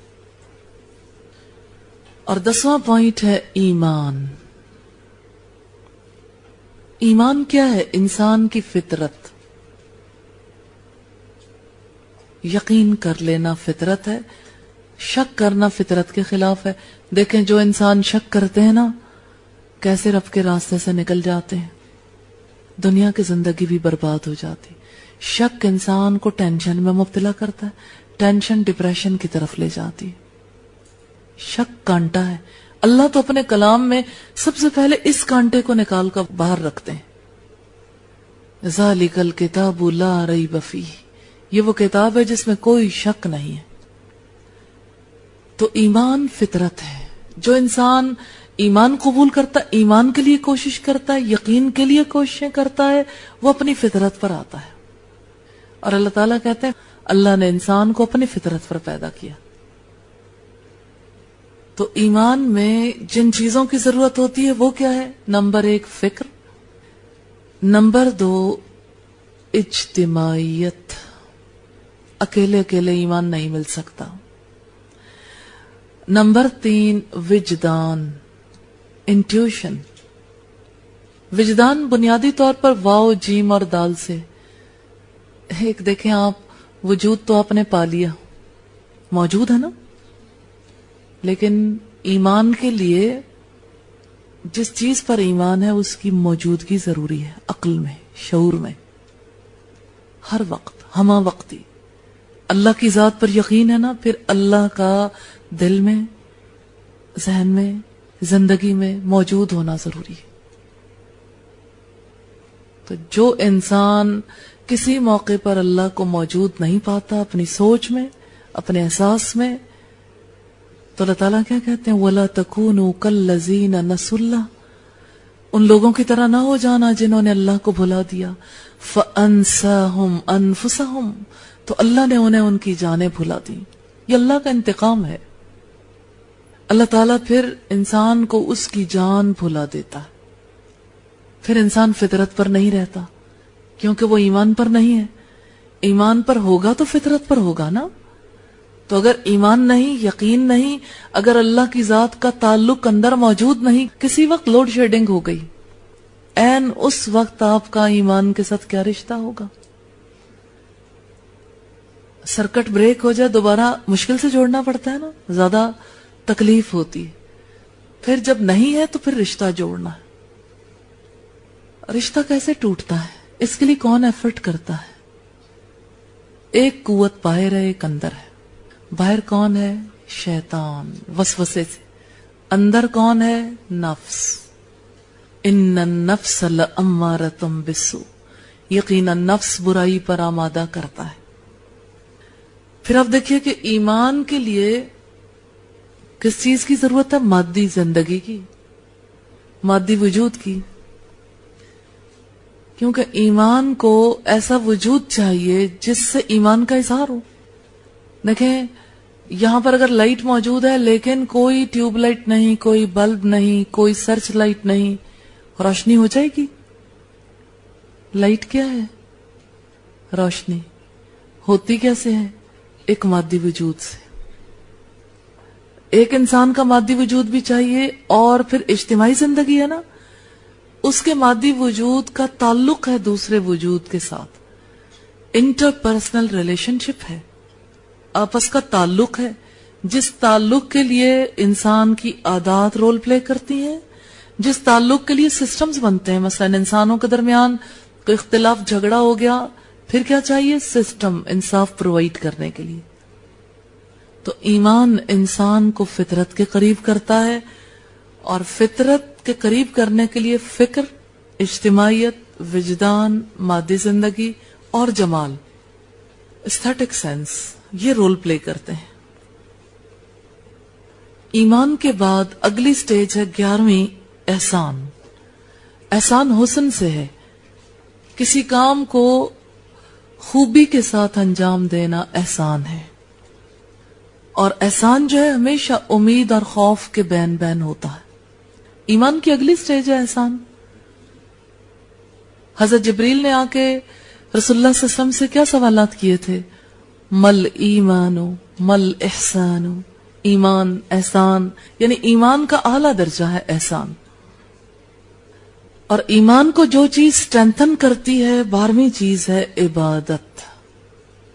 عبادت کی قوت چاہیے. اور عبادت کس چیز سے انسان کرتا ہے؟ اپنے قلب سے، اپنی عقل سے، اپنے اعضاء سے، اپنی زبان سے. عبادت میں دیکھیے ایک انسان کے دل کا کوئی تعلق ہوتا ہے. خشیت کسے کہتے ہیں؟ دل کا معاملہ ہے نا. اس کا مطلب ہے عبادت کے لیے دل کی توجہ بھی چاہیے، عبادت کے لیے عقل کی توجہ بھی چاہیے، عبادت کے لیے اعضاء کی توجہ بھی اور زبان کی توجہ بھی. تو ہم اس کے بعد اگلی بات چیت انشاءاللہ تعالی کل کریں گے. تو آج ہم نے کتنے پوائنٹس دیکھے؟ 12.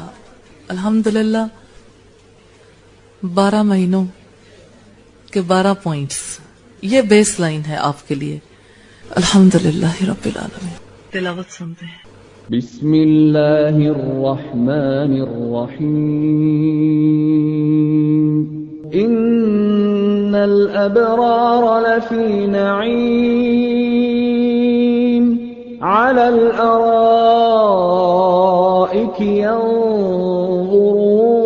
ينظرون تعرف في وجوههم نظرة النعيم.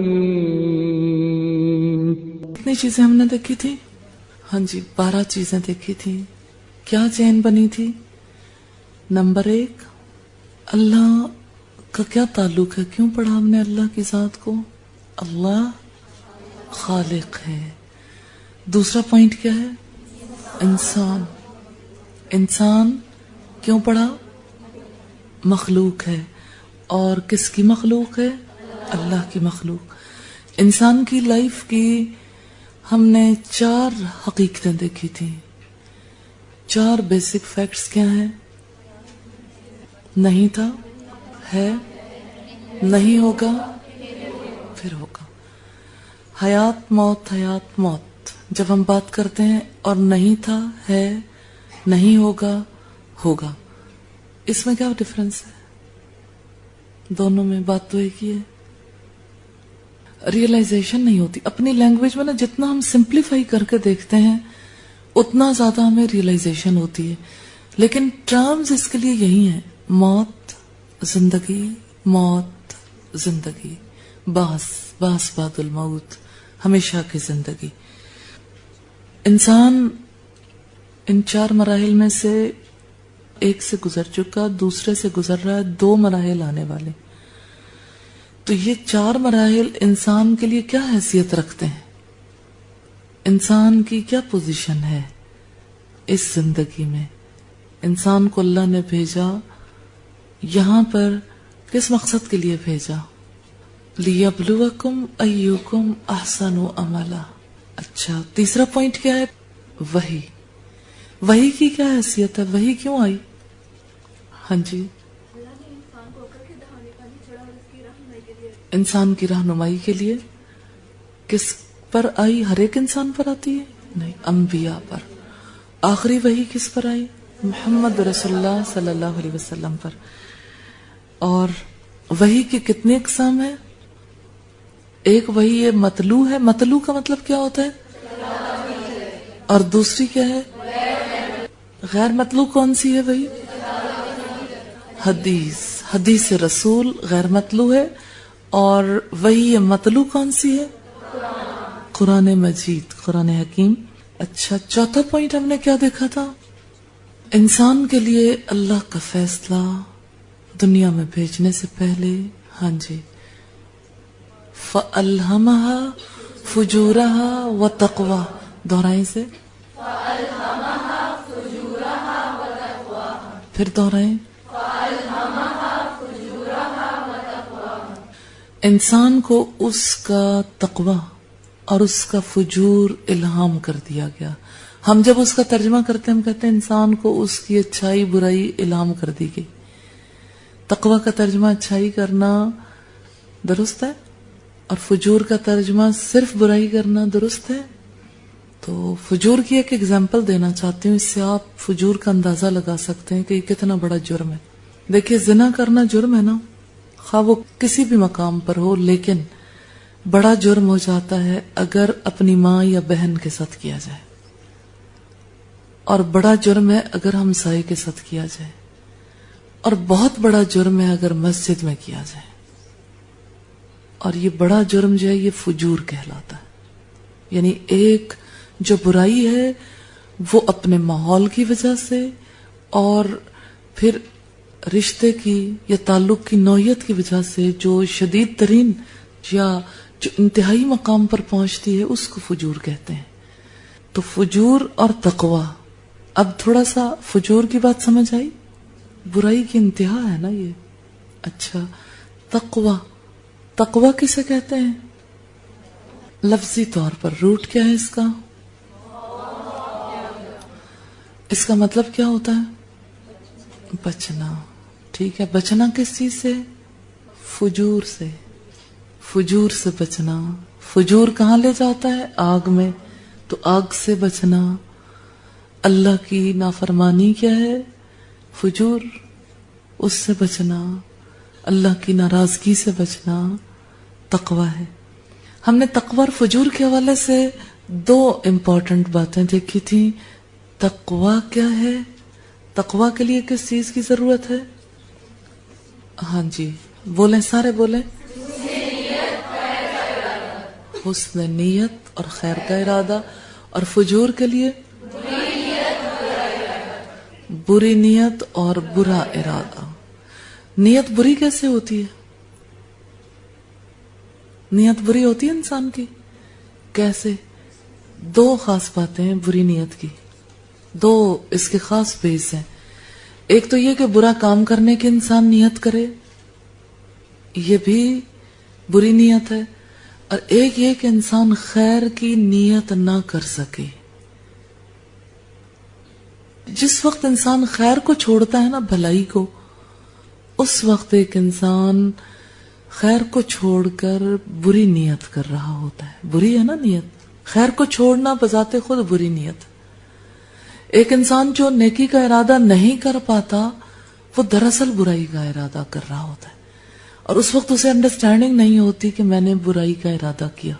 وہ صرف یہ سوچ رہا ہوتا ہے کہ میرے سے یہ نیکی ممکن نہیں ہوگی، اس لیے نیکی کا ارادہ کرنے کا فائدہ نہیں، لہذا نیکی کا ارادہ نہ کروں. دراصل وہ اپنے ساتھ برائی کا ارادہ کر لیتا.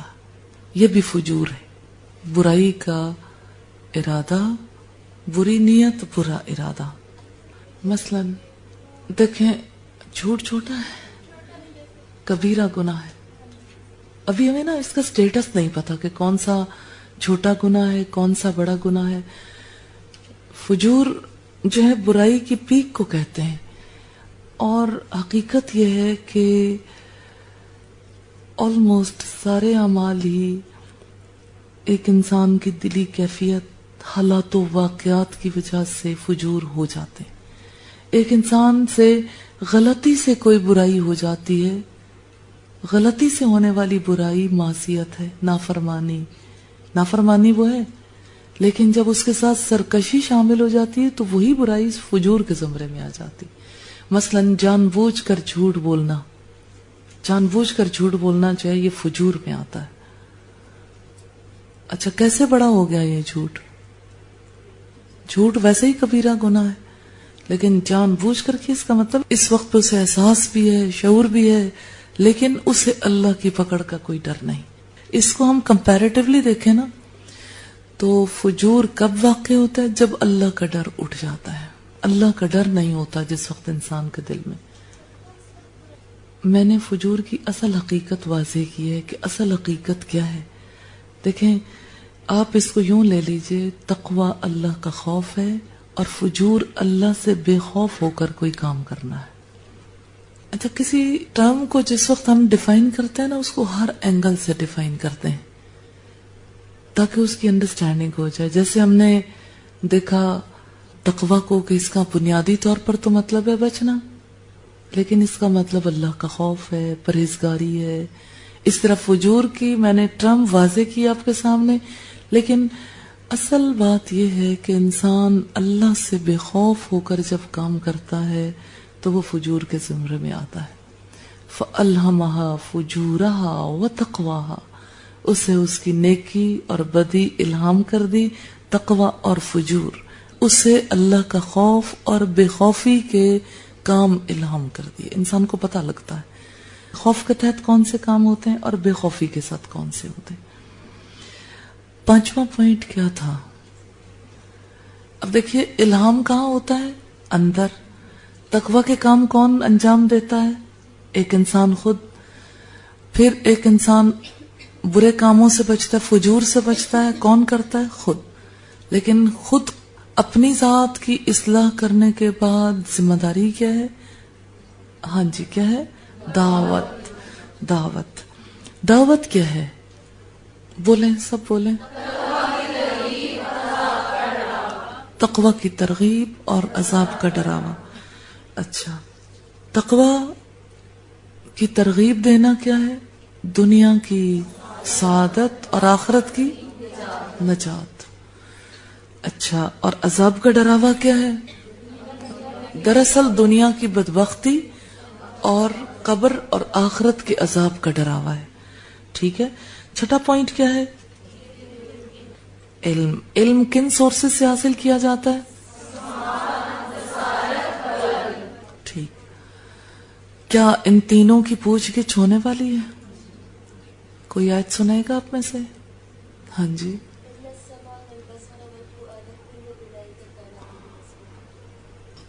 ان السمع والبصر والفؤاد، یقیناً کان، آنکھیں اور دل، ہر ایک کے بارے میں انسان سے پوچھا جائے گا.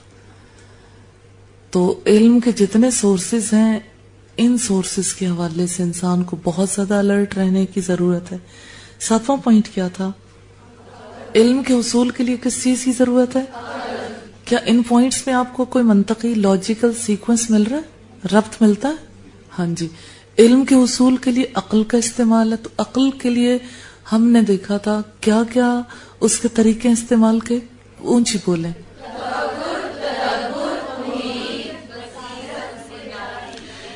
امید، بصیرت،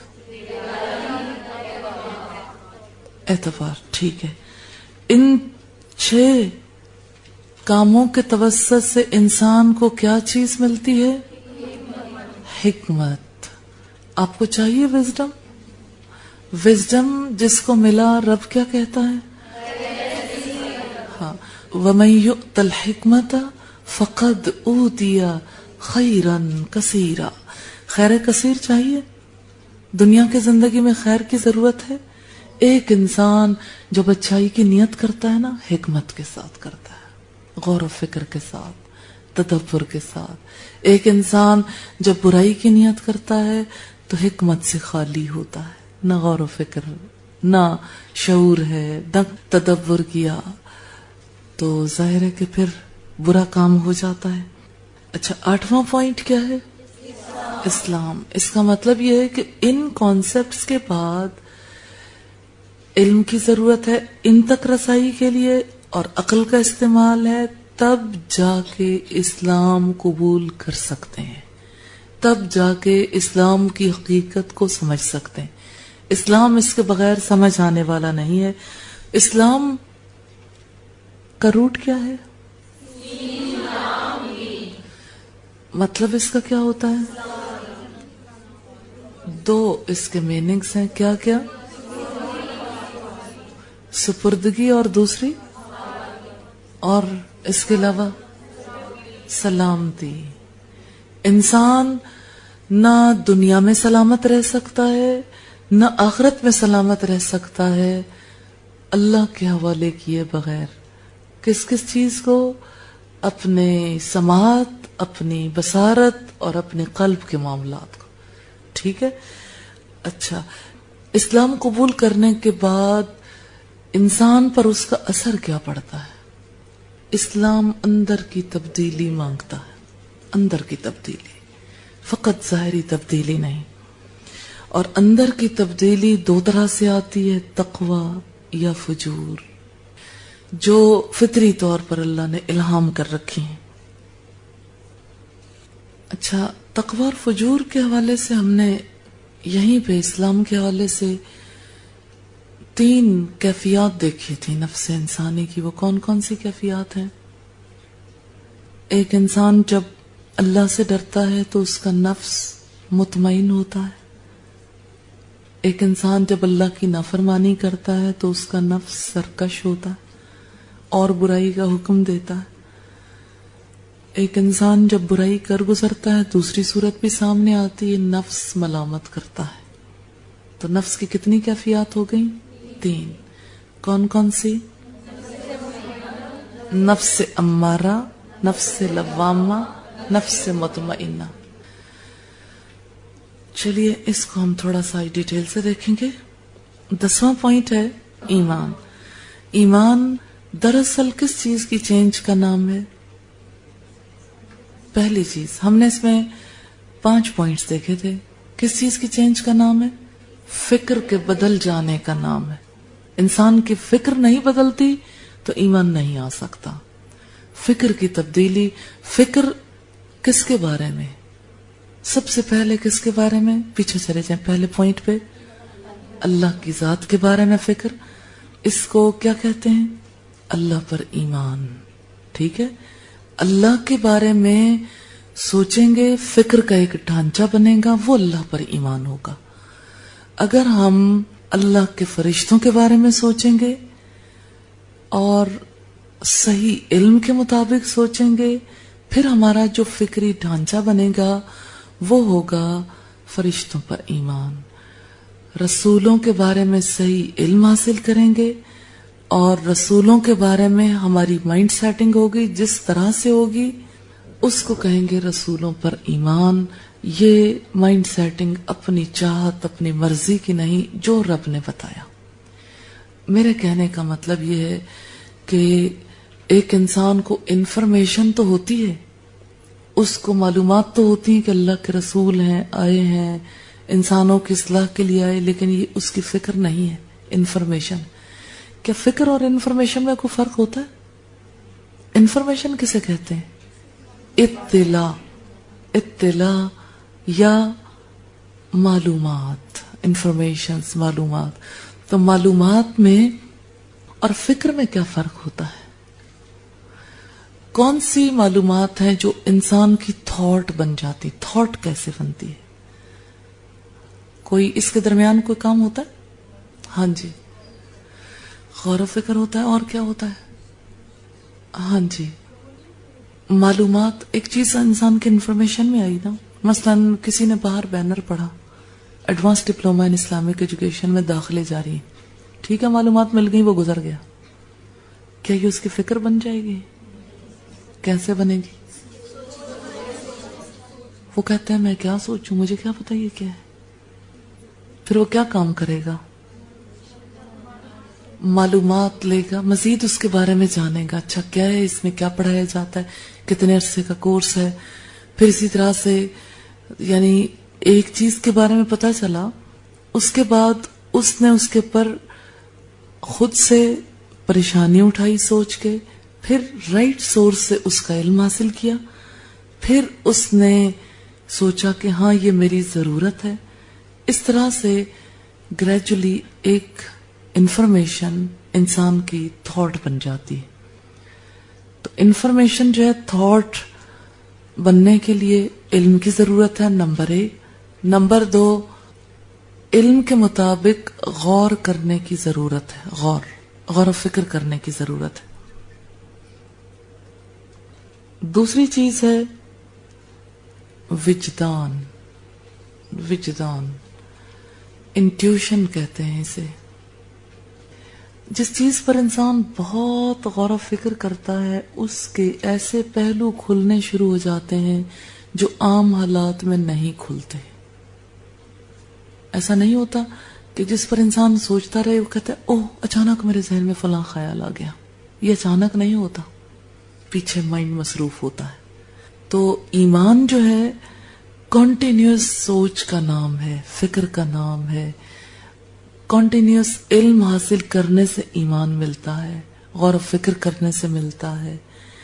اور ایک انسان اپنے فکر کی اس سٹیج پہ پہنچتا ہے جہاں سے اس کے ذہن کی گرہیں کھلنی شروع ہو جاتی ہیں، تو تب ایمان ملتا ہے. یہ وجدان ہے. اسی طرح سے ایمان ملتا ہے اجتماعیت سے. اجتماعیت سے کیسے ملتا ہے؟ ایمان قبول کرنے کے بعد سب سے پہلا فریضہ کون سا ہے؟ الصلاۃ، صلاۃ نا. تو صلاۃ کے لیے پابندی کیا ہے؟ مردوں کے لیے 5 وقت جماعت کے ساتھ پابندی ہے، لیکن دیکھیں آپ خواتین اگرچہ گھروں میں ہوں یا جماعت کے ساتھ پڑھیں، ایک اجتماعی معاملہ بہرحال یہ ہے، کیونکہ ہر صلاۃ کے لیے اذان ہوتی ہے. اجتماعی فعل ہو گیا نا. ایمان اجتماعیت سے ملتا ہے. رمضان کے روزے الگ الگ بھی رکھے جا سکتے ہیں، 1 مہینہ ہے، سارا ماحول پریپیئر ہوتا ہے سب کے سب. اب سوچئے اگر سال میں یہی روزے 12 مہینوں میں رکھنے ہوتے تو ہم دورہ قرآن کر سکتے تھے؟ دورہ قرآن بھی نہیں ہو سکتا تھا. اس کا مطلب یہ ہے کہ اللہ نے ایمان کو اجتماعیت کے ساتھ منسلک کیا ہے. روزے اکٹھے رکھو، نماز کا وقت ایک ہے، پھر اسی طرح سے حج کے لیے ایک وقت مقرر کیا. حج کے دن ایسے ہیں جن کے بارے میں رب العزت نے کیا ہے؟ الحج اشہر معلومات. حج کے مہینے تو معلوم ہے، دن بھی معلوم ہے. دنوں کے نام پتہ ہے کیا کہتے ہیں؟ حج کے دنوں کو 2 طرح کے نام دیے جاتے ہیں، ایک ایام معلومات اور دوسرے ایام تشریق. ٹھیک ہے. اچھا اب آپ دیکھیے کہ اس کے آگے نام بہت سارے ہیں، لیکن میں صرف یہ کہنا چاہتی ہوں کہ اللہ تعالیٰ نے ایمان کو اجتماعی امور کے ساتھ منسلک کیا ہے. جتنا زیادہ انسان اجتماعی زندگی اختیار کرتا ہے اتنا ہی اس کو ایمان ملتا ہے. اچھا اسی طرح سے آپ دیکھیے جیسے ایک شخص اگر اکیلا مسلمان ہے اور اس کے ارد گرد کا پورا ماحول بالکل مختلف ہے تو کیا وہ اپنے ایمان پہ برقرار رہ سکتا ہے؟ آپ لوگوں میں سے کتنے لوگ تجربہ کر چکے ہیں اپنے اپنے گھروں میں کہ جب انہوں نے گھر والوں کو دین کی دعوت نہیں دی تو اب ایمان پہ برقرار رہنا مشکل ہو رہا ہے یا نہیں؟ ہو رہا ہے نا. اس کا مطلب یہ ہے کہ یہ صحیح والا ایمان نہیں تھا، کہ جس میں ایمان کے ساتھ دوسروں کی فکر ہی لاحق نہیں ہوئی. تو ایمان اجتماعیت اختیار کرنے کا نام ہے، اور اجتماعیت اس لحاظ سے بھی علم سیکھنے کے لحاظ سے، اعمال کرنے کے لحاظ سے اور دعوت دینے کے لحاظ سے، پورے ماحول کی درستگی کے لیے. اسی طرح سے ایمان کا تقاضا ہے کہ ہماری مادی زندگی بھی بدل جائے. انر چینج تو ہے، اسلام انر چینج مانگتا ہے نا. ایمان جو ہے وہ ٹوٹل چینج مانگتا ہے، اندر بھی باہر بھی، پوری لائف بدل جائے، ٹوٹل لائف سٹائل چینج ہو جائے، انسان کی سوچ، انسان کے احساسات، اس کے جذبے لائن اپ ہو جائیں، اور ایک انسان کی گفتگو، اس کی سماعت، اس کی بصارت، یعنی جو کچھ وہ دیکھتا ہے، پھر اسی طرح سے ایک انسان کا خلق، ایک انسان کی ڈیلنگز، ہر چیز جو ہے وہ چینج ہو جائے. پھر ایک انسان کماتا کیسے ہے، خرچ کیسے کرتا ہے، معاشرتی زندگی، معاشی، سیاسی، قانونی، لائف کا ہر پہلو چینج ہو جائے تو تب ایک انسان ایمان حاصل کرتا ہے. ایمان کوئی سادہ سی چیز نہیں ہے، پوری زندگی کی ایفرٹ ہے. ایک لمحے کے لیے آپ رب کی یاد سے غافل ہوں، آپ کو لگے گا ایمان لٹ گیا ایمان. اگلا پوائنٹ کیا ہے؟ احسان. احسان کسے کہتے ہیں؟ کسی کام کو حسن، خوبی سے انجام دینا. کسی کام کو احسن طریقے سے کیسے کیا جا سکتا ہے؟ آپ چاہتی ہیں پورے کا پورا اقبال ٹاؤن جو ہے وہ اسلام کے رنگ میں رنگا جائے. اب آپ ایک ایمانی کام کرنا چاہتی ہیں، ایمانی عمل ہے نا. اس کے لیے آپ کا دل یہ ہے کہ میں احسان کی روش پر قائم ہو جاؤں، زیادہ اچھے طریقے سے کام کروں. آپ کو کس چیز کی ضرورت ہوگی؟ ہاں جی، کس چیز کی ضرورت ہوگی؟ ہم جو پڑھ چکے ہیں نا ہم انہی ٹرمز میں بات کریں گے. ہاں جی، امید اور خوف. جب بھی کوئی کام کرنا ہے امید اور خوف کے بین بین. وہ تو ویز ہے نا، پلاننگ کرنی ہے یا باقی جو بھی ہے، لیکن ایک ہے ایک کام کو شروع کرتے ہوئے، ایک کام کو انجام دیتے ہوئے، ایک کام کو پایہ تکمیل تک پہنچاتے ہوئے ایک انسان کی ذہنی قلبی کیفیت کیسی رہے. ذہنی اور قلبی کیفیت ایسے کہ اللہ سے امید بھی باندھے رکھے. امید باندھنے والا کیا کرتا ہے؟ نظریں رب پر رکھتا ہے اور اللہ سے مدد کی درخواست کرتا ہے، دعائیں کرتا ہے. اور امید باندھنے والا کیا کرتا ہے؟ ان تعبد اللہ کأنک تراہ. دو باتیں سامنے رکھیں، فَإِن لَمْ تَكُنْ تَرَاهُ فَإِنَّهُ يَرَاكَ. یا تو آپ اللہ کو دیکھتے ہیں، آپ نظریں لگا دیں رب پر. آپ جب رب کی طرف نظریں لگاتے ہیں تو آپ بہترین عبادت کر رہے ہوتے ہیں. بہترین عبادت کا حسن یہی ہے. کیا دعوت دینا عبادت ہے؟ الحمدللہ. اور اگر آپ نظریں نہیں لگا پا رہے تو اللہ کی نظروں کو ضرور محسوس کرنا شروع کر دیں. اچھا آپ دیکھیں، جب انسان کسی پر نظریں لگاتا ہے تو امید ہوتی ہے، جب کسی کی نظروں کو محسوس کرتا ہے تو خوف آتا ہے. اب کلیئر ہوگی بات؟ امید اور خوف. اچھا آپ کون سا رویہ زیادہ اختیار کرنا چاہتے ہیں؟ یعنی دعوت دیتے ہوئے، گھر سے نکلتے ہوئے، راستے میں جاتے ہوئے، کسی سے بات کرتے ہوئے، پلاننگ کرتے ہوئے، کوئی پروگرام رکھواتے ہوئے، کسی پروگرام کی مینجمنٹ کرتے ہوئے، کیسے اپنے دل اور اپنے ذہن کو کہاں رکھنا چاہتے ہیں؟ اللہ کی طرف نظر لگائے ہوئے. پھر اللہ کی طرف نظریں لگانے والا سارا وقت کیا کرے گا؟ سرگوشیاں نہیں کرے گا. جاتے ہوئے دعائیں کرے گا، نوافل پڑھے گا، پھر بھی فکر لگی ہوگی کہ یا اللہ آپ میری مدد کرنا، آپ اسے قبول کر لینا، اپنے راستے پہ چلانا، آپ مجھے توفیق دینا، میری بات میں تاثیر پیدا کر دینا، میرے لیے آسانیاں پیدا کر دینا، میری مشکلات کو دور کر دینا، میری ذات کو فتنہ نہ بنانا، مجھے ظالم لوگوں سے نجات دے دینا. کتنی باتیں. امید. دعوت کا حسن کیا ہے؟ دیکھیں احسان کی بات جو ہے نا ہر جگہ آئے گی. دعوت کا حسن کیا ہے؟ امید اور خوف. یہ بات تو رہے گی، ہر جگہ ہی رہے گی. دعوت کا حسن یہ ہے کہ انسان اللہ کی طرف نظریں لگائے رکھے. اور دوسری بات یہ کہ اپنے آپ کو صرف امید کی حالت میں رکھنے سے سم ٹائمز انسان قابو میں نہیں رہتا، اس لیے اللہ کی نظروں کو محسوس کرے، پھر خوف آتا ہے. امید اور خوف کے بین بین دراصل کسی بھی کام کے اندر بیوٹی، حسن پیدا ہوتا ہے. اگر خوف زیادہ ہو گیا، ہائے پتہ نہیں کیسے ہوگا. کس کی طرف دیکھا؟ اپنی طرف. اور اپنی طرف دیکھنے کا مطلب جانتے ہیں کیا؟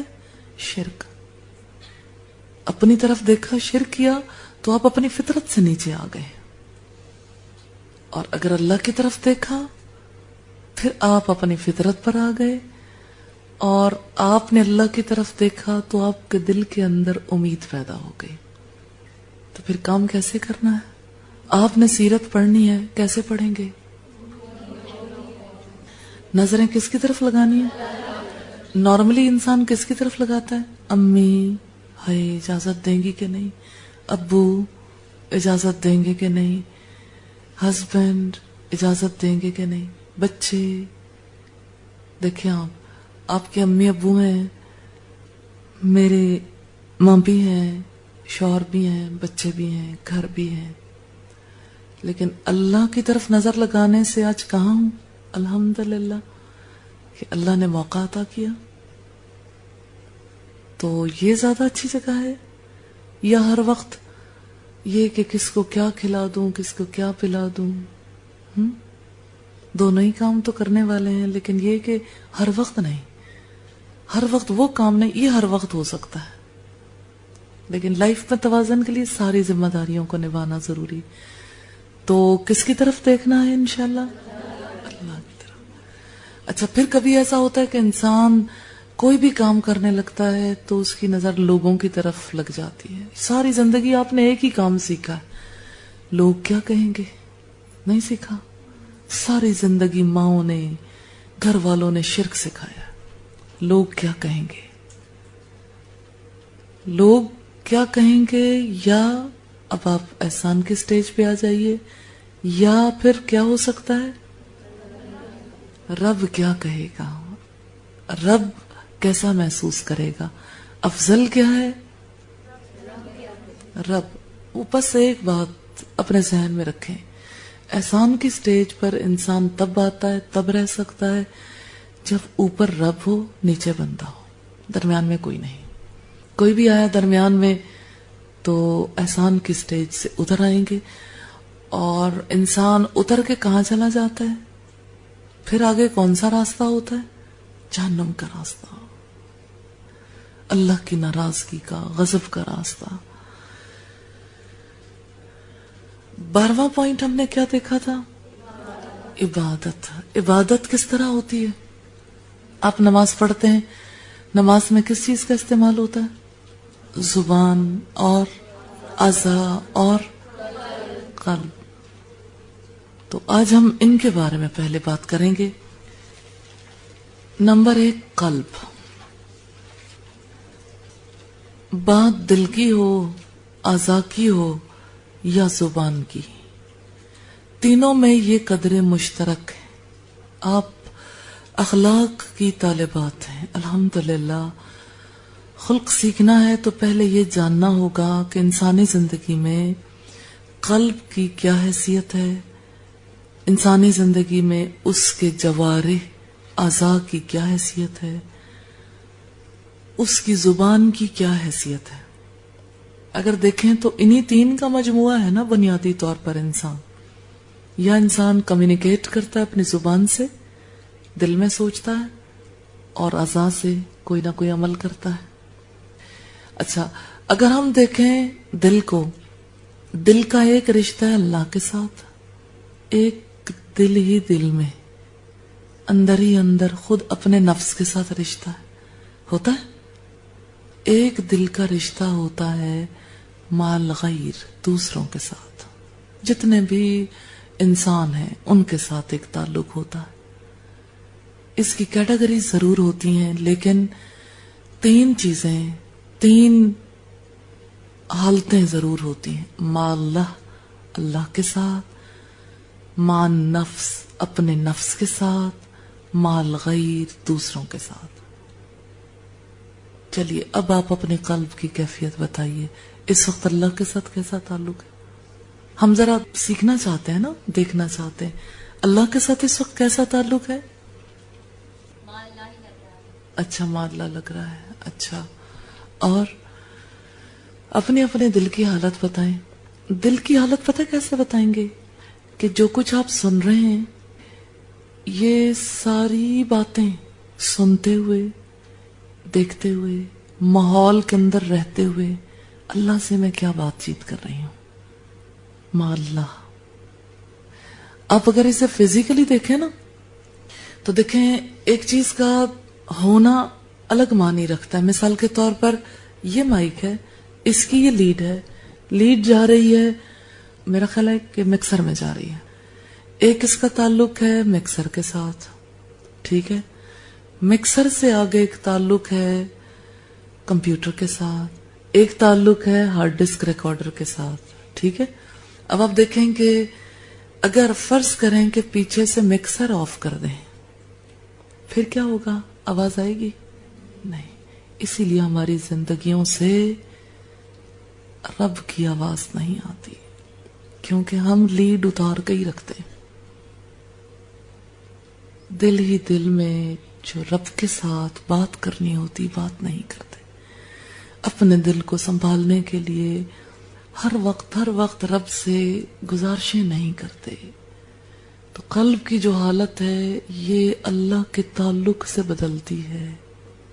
تو ہر ایک چیز کا رشتہ جو سنا ہے, سنتے ہوئے بھی رشتہ ایک اللہ کے ساتھ تو قلب کا رشتہ ہے ہی نا, دوسرا اپنے نفس کے ساتھ ہے, تیسرا دوسروں کے ساتھ ہے, ٹھیک ہے.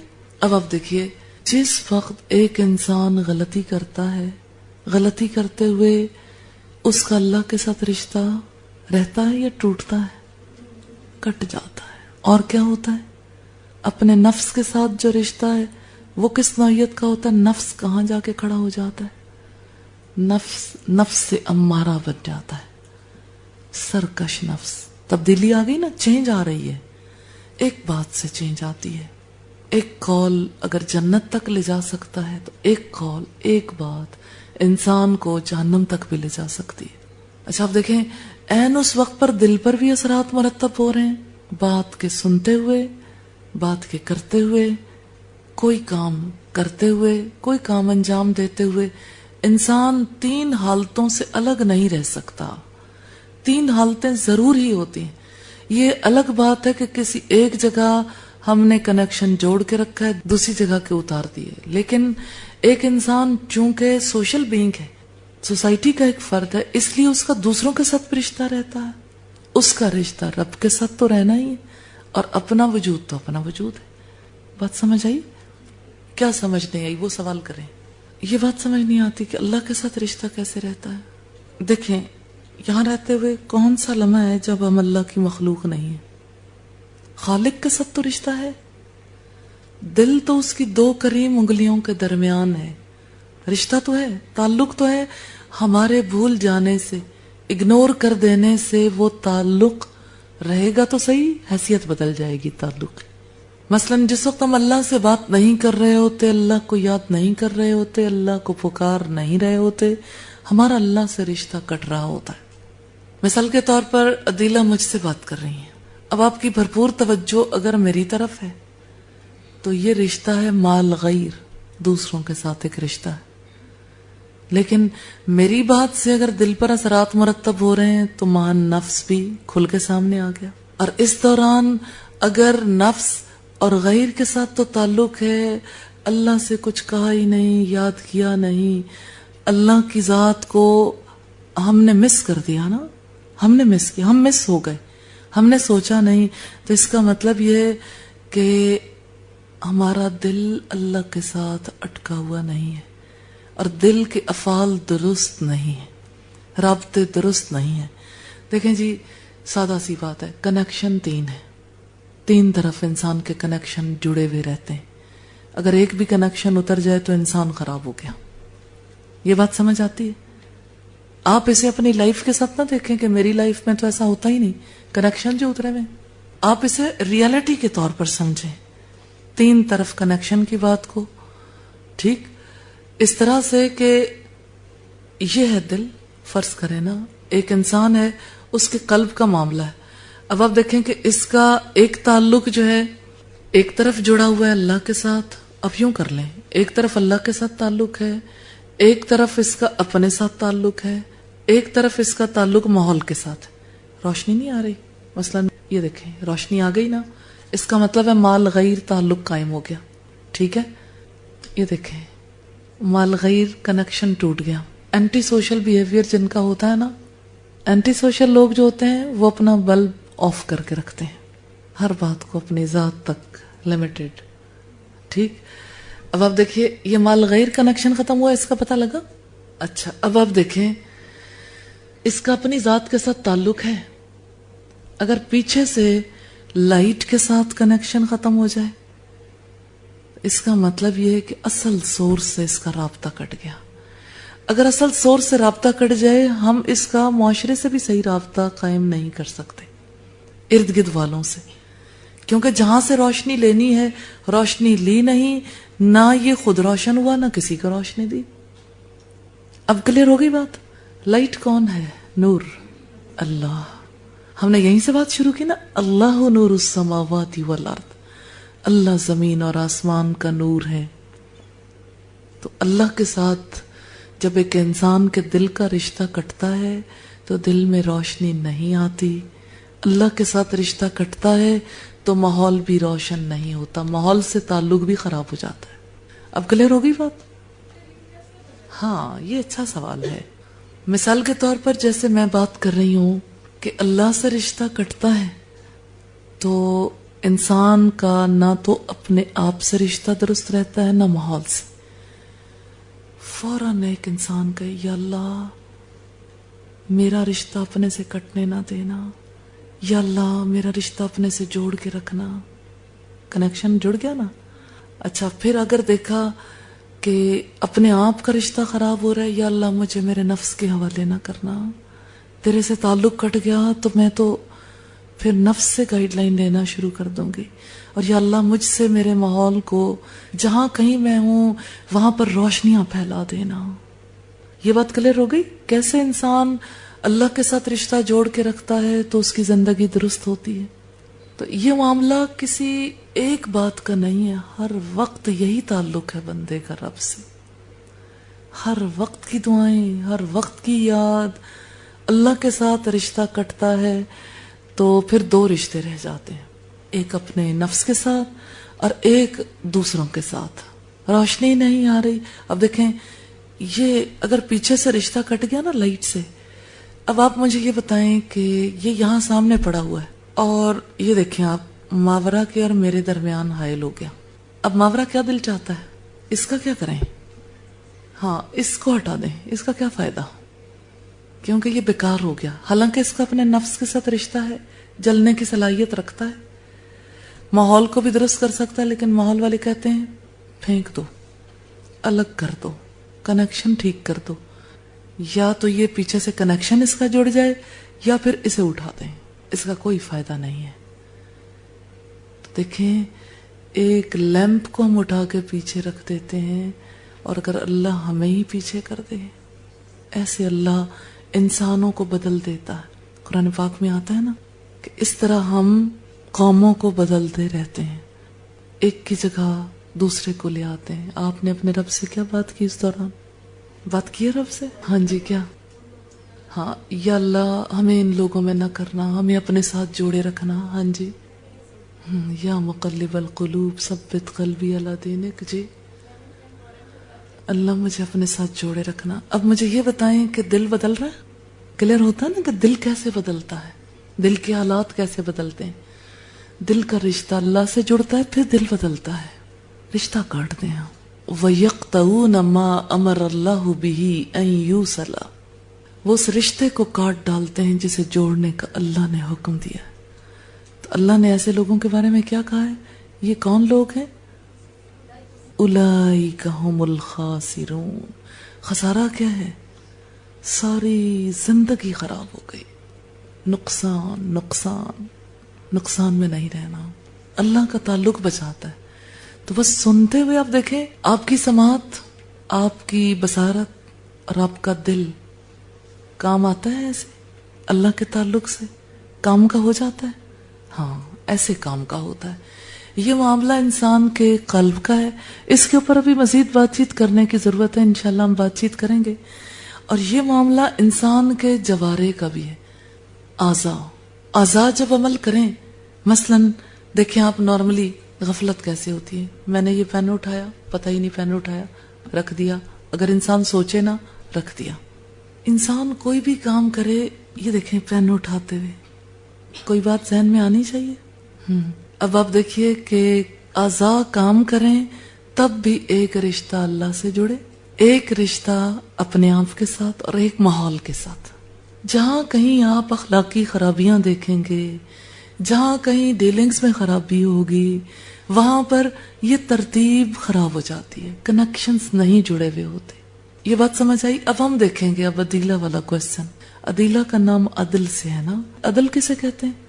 ہاں ہر ایک کو اس کا پورا پورا حق دے دینا. اب آپ دیکھیے مثلا میں قلم اٹھاؤں لکھنے کے لیے اٹھاؤں، اب میں نے اٹھایا لکھنے کے لیے، اب کیا ہے مع اللہ رشتہ کیسے جڑنا چاہیے؟ کیا سوچا ہے ذہن میں؟ یا اللہ تیرے لیے اٹھائے، تیری بات لکھوں گی، یا اللہ تو میری اصلاح کر دینا، صحیح استعمال کرنے کی توفیق دینا. اب دیکھیں اس دوران انسان کا ذہن کچھ نہ کچھ تو سوچے گا نا. اب دیکھیں آپ کیا سیکھ رہے ہیں؟ کنسنٹریشن، توجہ. اور توجہ کس طرف ہے؟ اللہ، توجہ اللہ.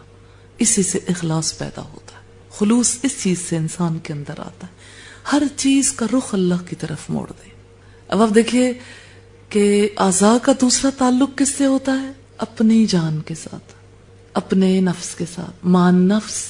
تو اس قلم کو میں نے اٹھایا، میرے ساتھ اس کا کیا تعلق ہے؟ کہ میں اس کو استعمال کروں, استعمال کرتے ہوئے پھر مع اللہ رشتہ جوڑ دوں اللہ کے ساتھ. اور مع الغیر کیا تعلق ہے؟ جہاں میں لکھوں میرے لکھنے کی وجہ سے نہ نوٹ بک خراب ہو, نہ ارد گرد والے تکلیف میں آئے. پورا ماحول ہے نا مع الغیر. غیر میں کیا ہوتا ہے؟ ساری انوائرمنٹ میں میرے اس فعل کی وجہ سے خرابی نہ آئے. خرابی کیسے آتی ہے؟ مثلا میں جو لکھنا چاہوں خرابی کیسے آئے گی؟ میں لکھوں, میں لکھتے لکھتے یہ پوائنٹر میں نے کھلا چھوڑا اور ایسے ہی پوائنٹر میں نے کسی کے کپڑوں پہ رکھ دیا, کسی کے اسکارف پہ رکھ دیا. خرابی آتی ہے؟ کیسے؟ ہاں, دوسروں کے کپڑے خراب ہو گئے. اور کیسے خرابی آتی ہے؟ بے دھیانی میں نا ٹک ٹک ٹک ٹک. یہ کیا ہے؟ یہ غفلت ہے. دیکھا نا آپ نے, یہ جو ہے نا مع الغیر, یہ کنیکشن کا درست نہ ہونا ہے. ہم نے ایک چھوٹی سی پین اٹھانے کی مثال لی.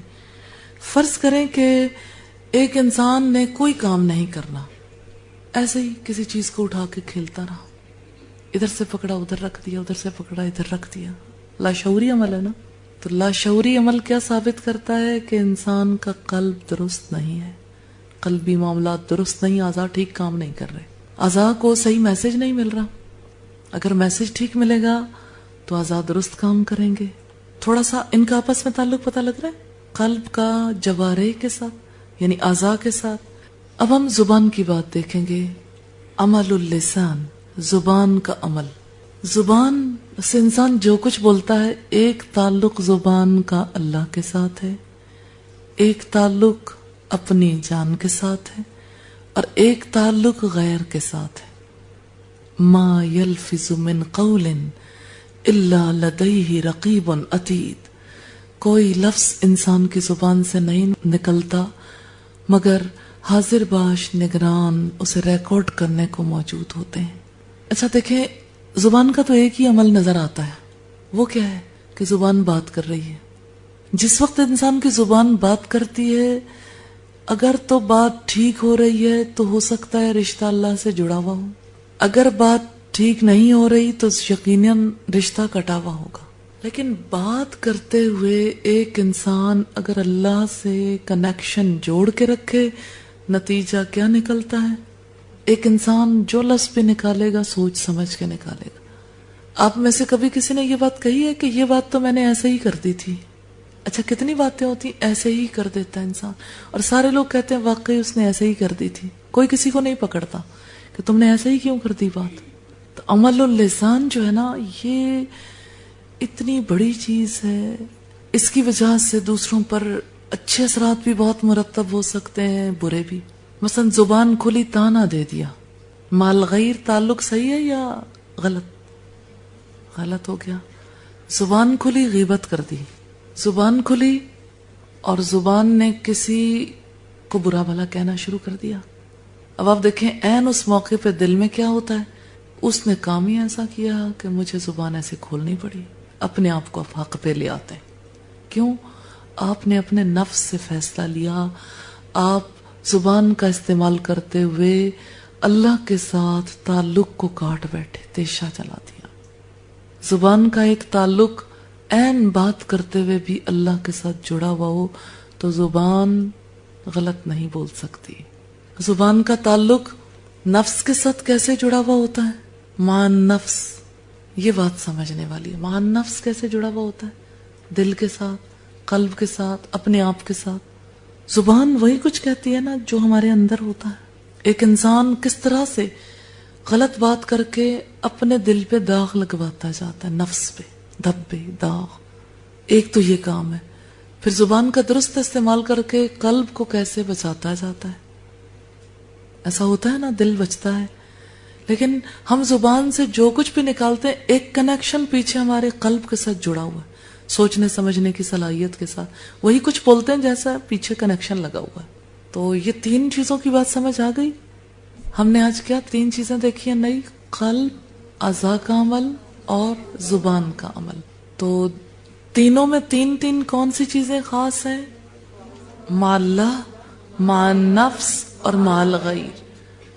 یہ کلیئر ہو گئی باتیں؟ آج غور کریں گے مزید, پھر ہم ڈسکس کریں گے انشاءاللہ. کیا سیکھا آج؟ کیا پتا چلا؟ فائدہ ہوا یا نقصان ہو گیا؟ فائدہ. کیا سیکھا؟ کیا فائدہ ہوا؟ اللہ سے تعلق بنانے کا پتا چلا ہے، کب کس وقت کیسے بنانا ہے پتا چلا، اور پریکٹس بھی کر لی. الحمدللہ پریکٹس کی ہے. ہاں جی. مجھے کافی عرصے سے پرابلم تھا کنسنٹریشن کا، یعنی اللہ کی طرف کنسنٹریشن ہوتی بھی تھی تو ارد گرد توجہ چلی جاتی تھی، اور ایسا بہت ہوتا تھا. ایون اللہ کی طرف سوچتے سوچتے میں کہیں اور ہی نکل جاتی تھی. تو الحمدللہ اب اس کی پریکٹس کرنے سے، اور ایک چیز لٹرلی پڑھ لیں لکھ لیں تو اس کا زیادہ فائدہ ہوتا ہے. یعنی ویسے ذہن میں اگر آئیں تو وہ اور ہوتا ہے، لیکن اگر کوئی بتا دے تو بہت اچھی ہیلپ ملتی، اور الحمدللہ ملی. آج آپ کا جو کام ہے نا وہ یہ ہے کہ آپ نے انشاءاللہ اپنی اپنی نوٹ بک پہ نا یہ جو کنیکشنز ہیں نا اس کی کوئی پکٹوریل فارم بنانی ہے، اپنی مرضی سے جیسے مرضی بنا لیں. ایک تو دل کا عمل ہے، اس کے کنیکشن ہے، کیسے کنیکشن جڑتے ہیں. جیسے آپ اپنے لیے سیٹنگ کریں گے نا ویسی سیٹنگ مائنڈ میں ہوگی انشاءاللہ. اور اسی طرح سے ایک اعضاء کا عمل ہے اور ایک زبان کا عمل ہے، بنائیں گے انشاءاللہ. چلیے ٹھیک ہے. ہاں جی میڈم میں یہ سوال کرنا چاہ رہی تھی کہ ابھی آنسوؤں کا سلسلہ جو ہے، میں اسی کے سلسلے میں بات کرنی تھی کہ ایسا ہوتا ہے کہ اللہ کے ساتھ تعلق کچھ لمحات کے لیے بنتا ہے تو بہت آنسو آتے ہیں، لیکن جیسے ہی وہ کیفیت آنسوؤں والی ختم ہوتی ہے تو دل ایسے خالی فیل ہوتا ہے کچھ ہی لمحات کے بعد. انسان ایک وقت میں اللہ کی ذات کو بہت زیادہ فیل کرتا ہے، آنکھ آنسو بہاتی ہے، پھر ایسا ہوتا ہے کہ وہ کیفیت نہیں رہتی. یہ ایک نیچرل بات ہے، لیکن خالی ہو جانے کی جو کیفیت ہے اس کی وضاحت ضرور کرنا چاہوں گی. جس وقت انسان کے آنسو بہتے ہیں وہ موقع ہوتا ہے ایک انسان اپنے لیے زیادہ سے زیادہ اس تعلق سے فائدہ حاصل کر لے. عین اس موقع پر دعائیں، عین اس موقع پر زیادہ اذکار کرنے کی ضرورت ہوتی ہے، زیادہ استغفار کرنے کی ضرورت ہوتی ہے، اللہ سے مانگنے کی. جھولی بھریں گے تو بھر جائے گی. اور اگر آپ بہتے پانی کو یوں ہی بہنے دیں گے تو آپ کے برتن میں، آپ کے ظرف میں کچھ بھی نہیں آئے گا. بہتے پانیوں کے کنارے کنارے نہیں کھڑے ہونا، اس سے اپنے ظرف کو بھر لینا ہے، لے لینا ہے. حصہ انسان اسی طرح لے سکتا ہے کہ عین اس موقع پر اللہ کو کثرت سے یاد کرے، عین اس موقع پر انسان اللہ سے استغفار کرے، عین اس موقع پر اللہ سے زیادہ مدد مانگے، زیادہ دعائیں کرے.